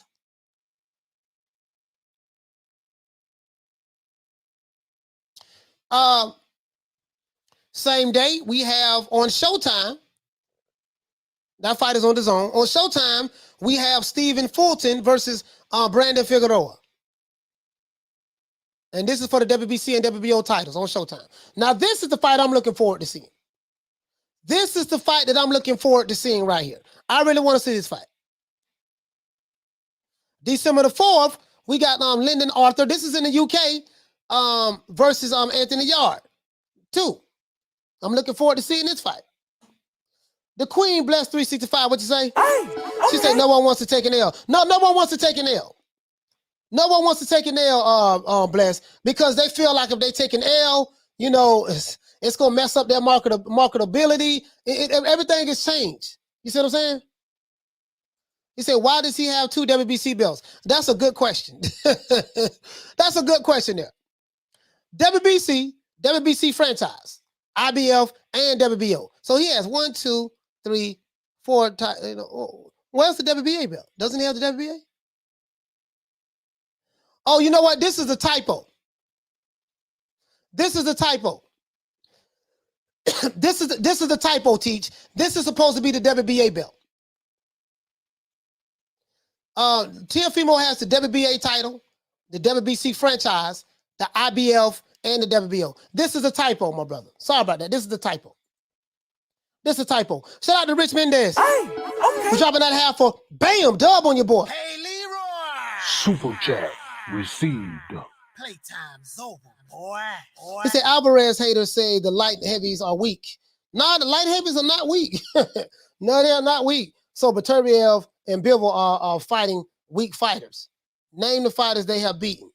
Any different from Makube? Yeah, Makubu, who was the champ at least. He was the champ at least. Well, both of these guys are champions. Beterbiev is a unified light heavyweight champion, and Bivol is a champion. And Bivol is a champion. You see what I'm saying? But you get what I'm saying though. He said losses are promoters' worst nightmare. Hard to market and promote guys with L's. Hey, Nick, you're right about that. But see, I think we need to change. See, listen, this is the problem with that. You're right about that, Nick. True. You're right about that. But we need to change that perception. Man, if a fighter gives us the fight that we want, I won't give a damn if he undisputed or not. James Hickey says the new media today, undisputed champion. I appreciate that, fam. Okay. I appreciate that. Constance, he said, yep, T.O. won the other major belts and was gifted the WBC franchise. No, no, listen, that's a typo. That's supposed to be the WBA. That's supposed to be the WBA, my brother. That's supposed to be the WBA right there. He said, Coach, who you picking between Botsway and Lasso? I'm gonna take Botsy. I'm gonna take Botsy. And I like him. I like Botsy. I like Botsy. I'm gonna take Botsy. I'm gonna take Botsy. It's gonna be a tough fight though. Boy, I'm gonna tell you something. It's gonna be a tough fight. But I'm gonna take Botsy. I'm gonna take him. He says Bivol on Duck on Zerto. Yeah, Zerto Ramirez. I gotta look into that. Hey Victor, I gotta look into that, fam. Before I say that, I want to make sure see what the what was the what went on in the background and stuff. He said Beterbiev has a great win with the guy who beat Donna Stevenson. Okay. All right. To this day. Let's see. He said, why guys talk about fights not happening? Charlos versus Boo Boo, Benavidez versus Plant, or 2 or 3 won't fight each other. Yeah, that's crazy, bro. That's crazy. And that's what we're talking about, Robert, about these promotional companies and how they are not allowing, like, they're not going to allow this guy to cross the street or forget cross the street. Do a cross-promotional fight. That's dealing with promotional companies and networks or whatever the case may be, right? Benavidez versus Plant. Now, Benavidez versus Plant, these guys are both PBC fighters. They should be fighting each other. So I totally agree with that. There's no reason why Caleb Plant and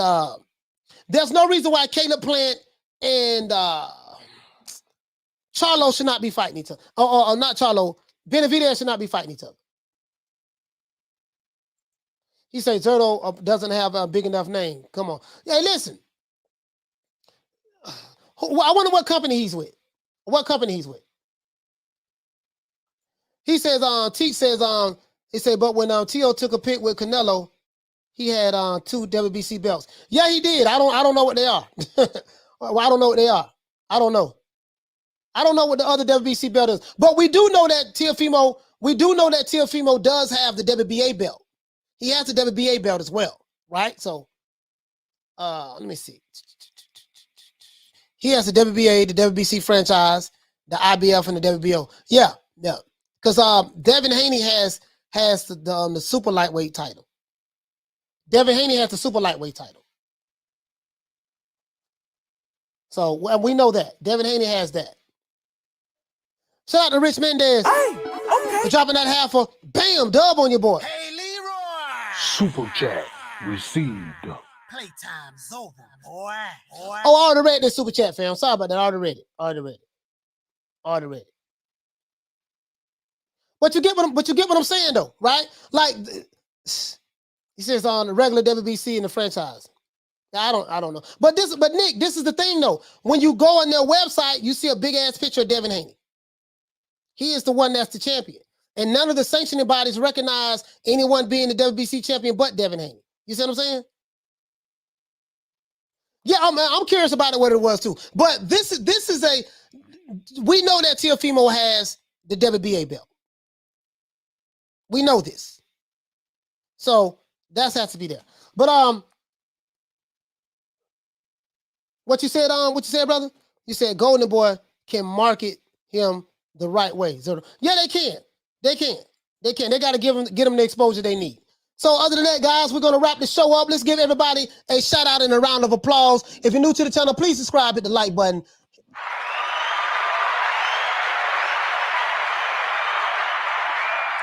If you're new to the channel, please subscribe, hit the like button, man. Shout out to everyone who's listening to this podcast on Amazon Music as well as Spotify.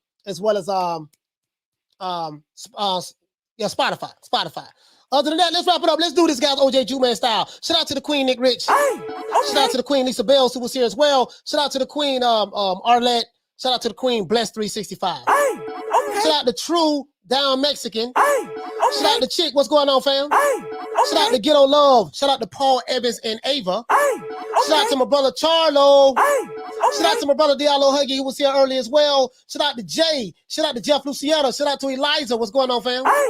Shout out to Victor Torres. Shout out to Graham Taylor. Shout out to Alan R. Shout out to Peter Reeves. Shout out to Pugilism. Shout out to Jeff Lucietta. Shout out to Mr. Wright, UK. Shout out to Nobody. Shout out to Alan R. Shout out to Ghost. Shout out to Janimba. Shout out to Peter Reeves. Shout out to Nobody. Shout out to the Queen Bless 365. Shout out to Egg Shape Form. Shout out to Eliza Feliciano. Shout out to Jay in the building, James Hickey. Shout out to Thomas Jones as well. Shout out to Rider of the Storm. Shout out to Alex. What's going on? Shout out to Brian, Son of God. Shout out to Pugilism. We're going to do a part 2 to this because I want to actually break down to you guys what a 360 contract is and how does it affect the fighters in boxing. We're going to do a part 2 to this. I promise you that. I got some stuff. I want to lay it out for you real clear what's going on. I'm going to lay it out for you real clear exactly what's going on.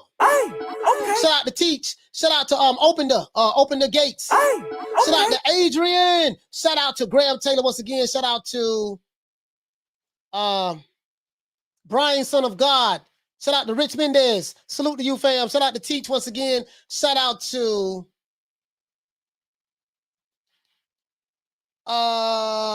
St. Matthew.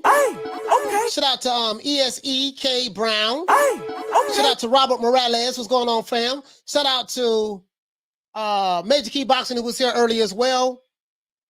Shout out to Rob Rib Shows. Mr. Calderon. The Queen, Nick Rich, once again. And shout out to her husband as well. Oh yeah, shout out to Nick Rich's woman cave and her husband's man cave. The caves, you need the caves, baby. Shout out to George H. Shout out to Teach. Shout out to Toby Bartlett. Shout out to Graham Taylor. Shout out to saying some of the same names. Pugilism, what's going on, fam? Thomas Jones, Double A, James Hickey, Chick. Shout out to Chick. Shout out to Halim, who was here earlier as well. Shout out to Mr. Calderon Novienta Tres. Shout out to Jeff Lucietta.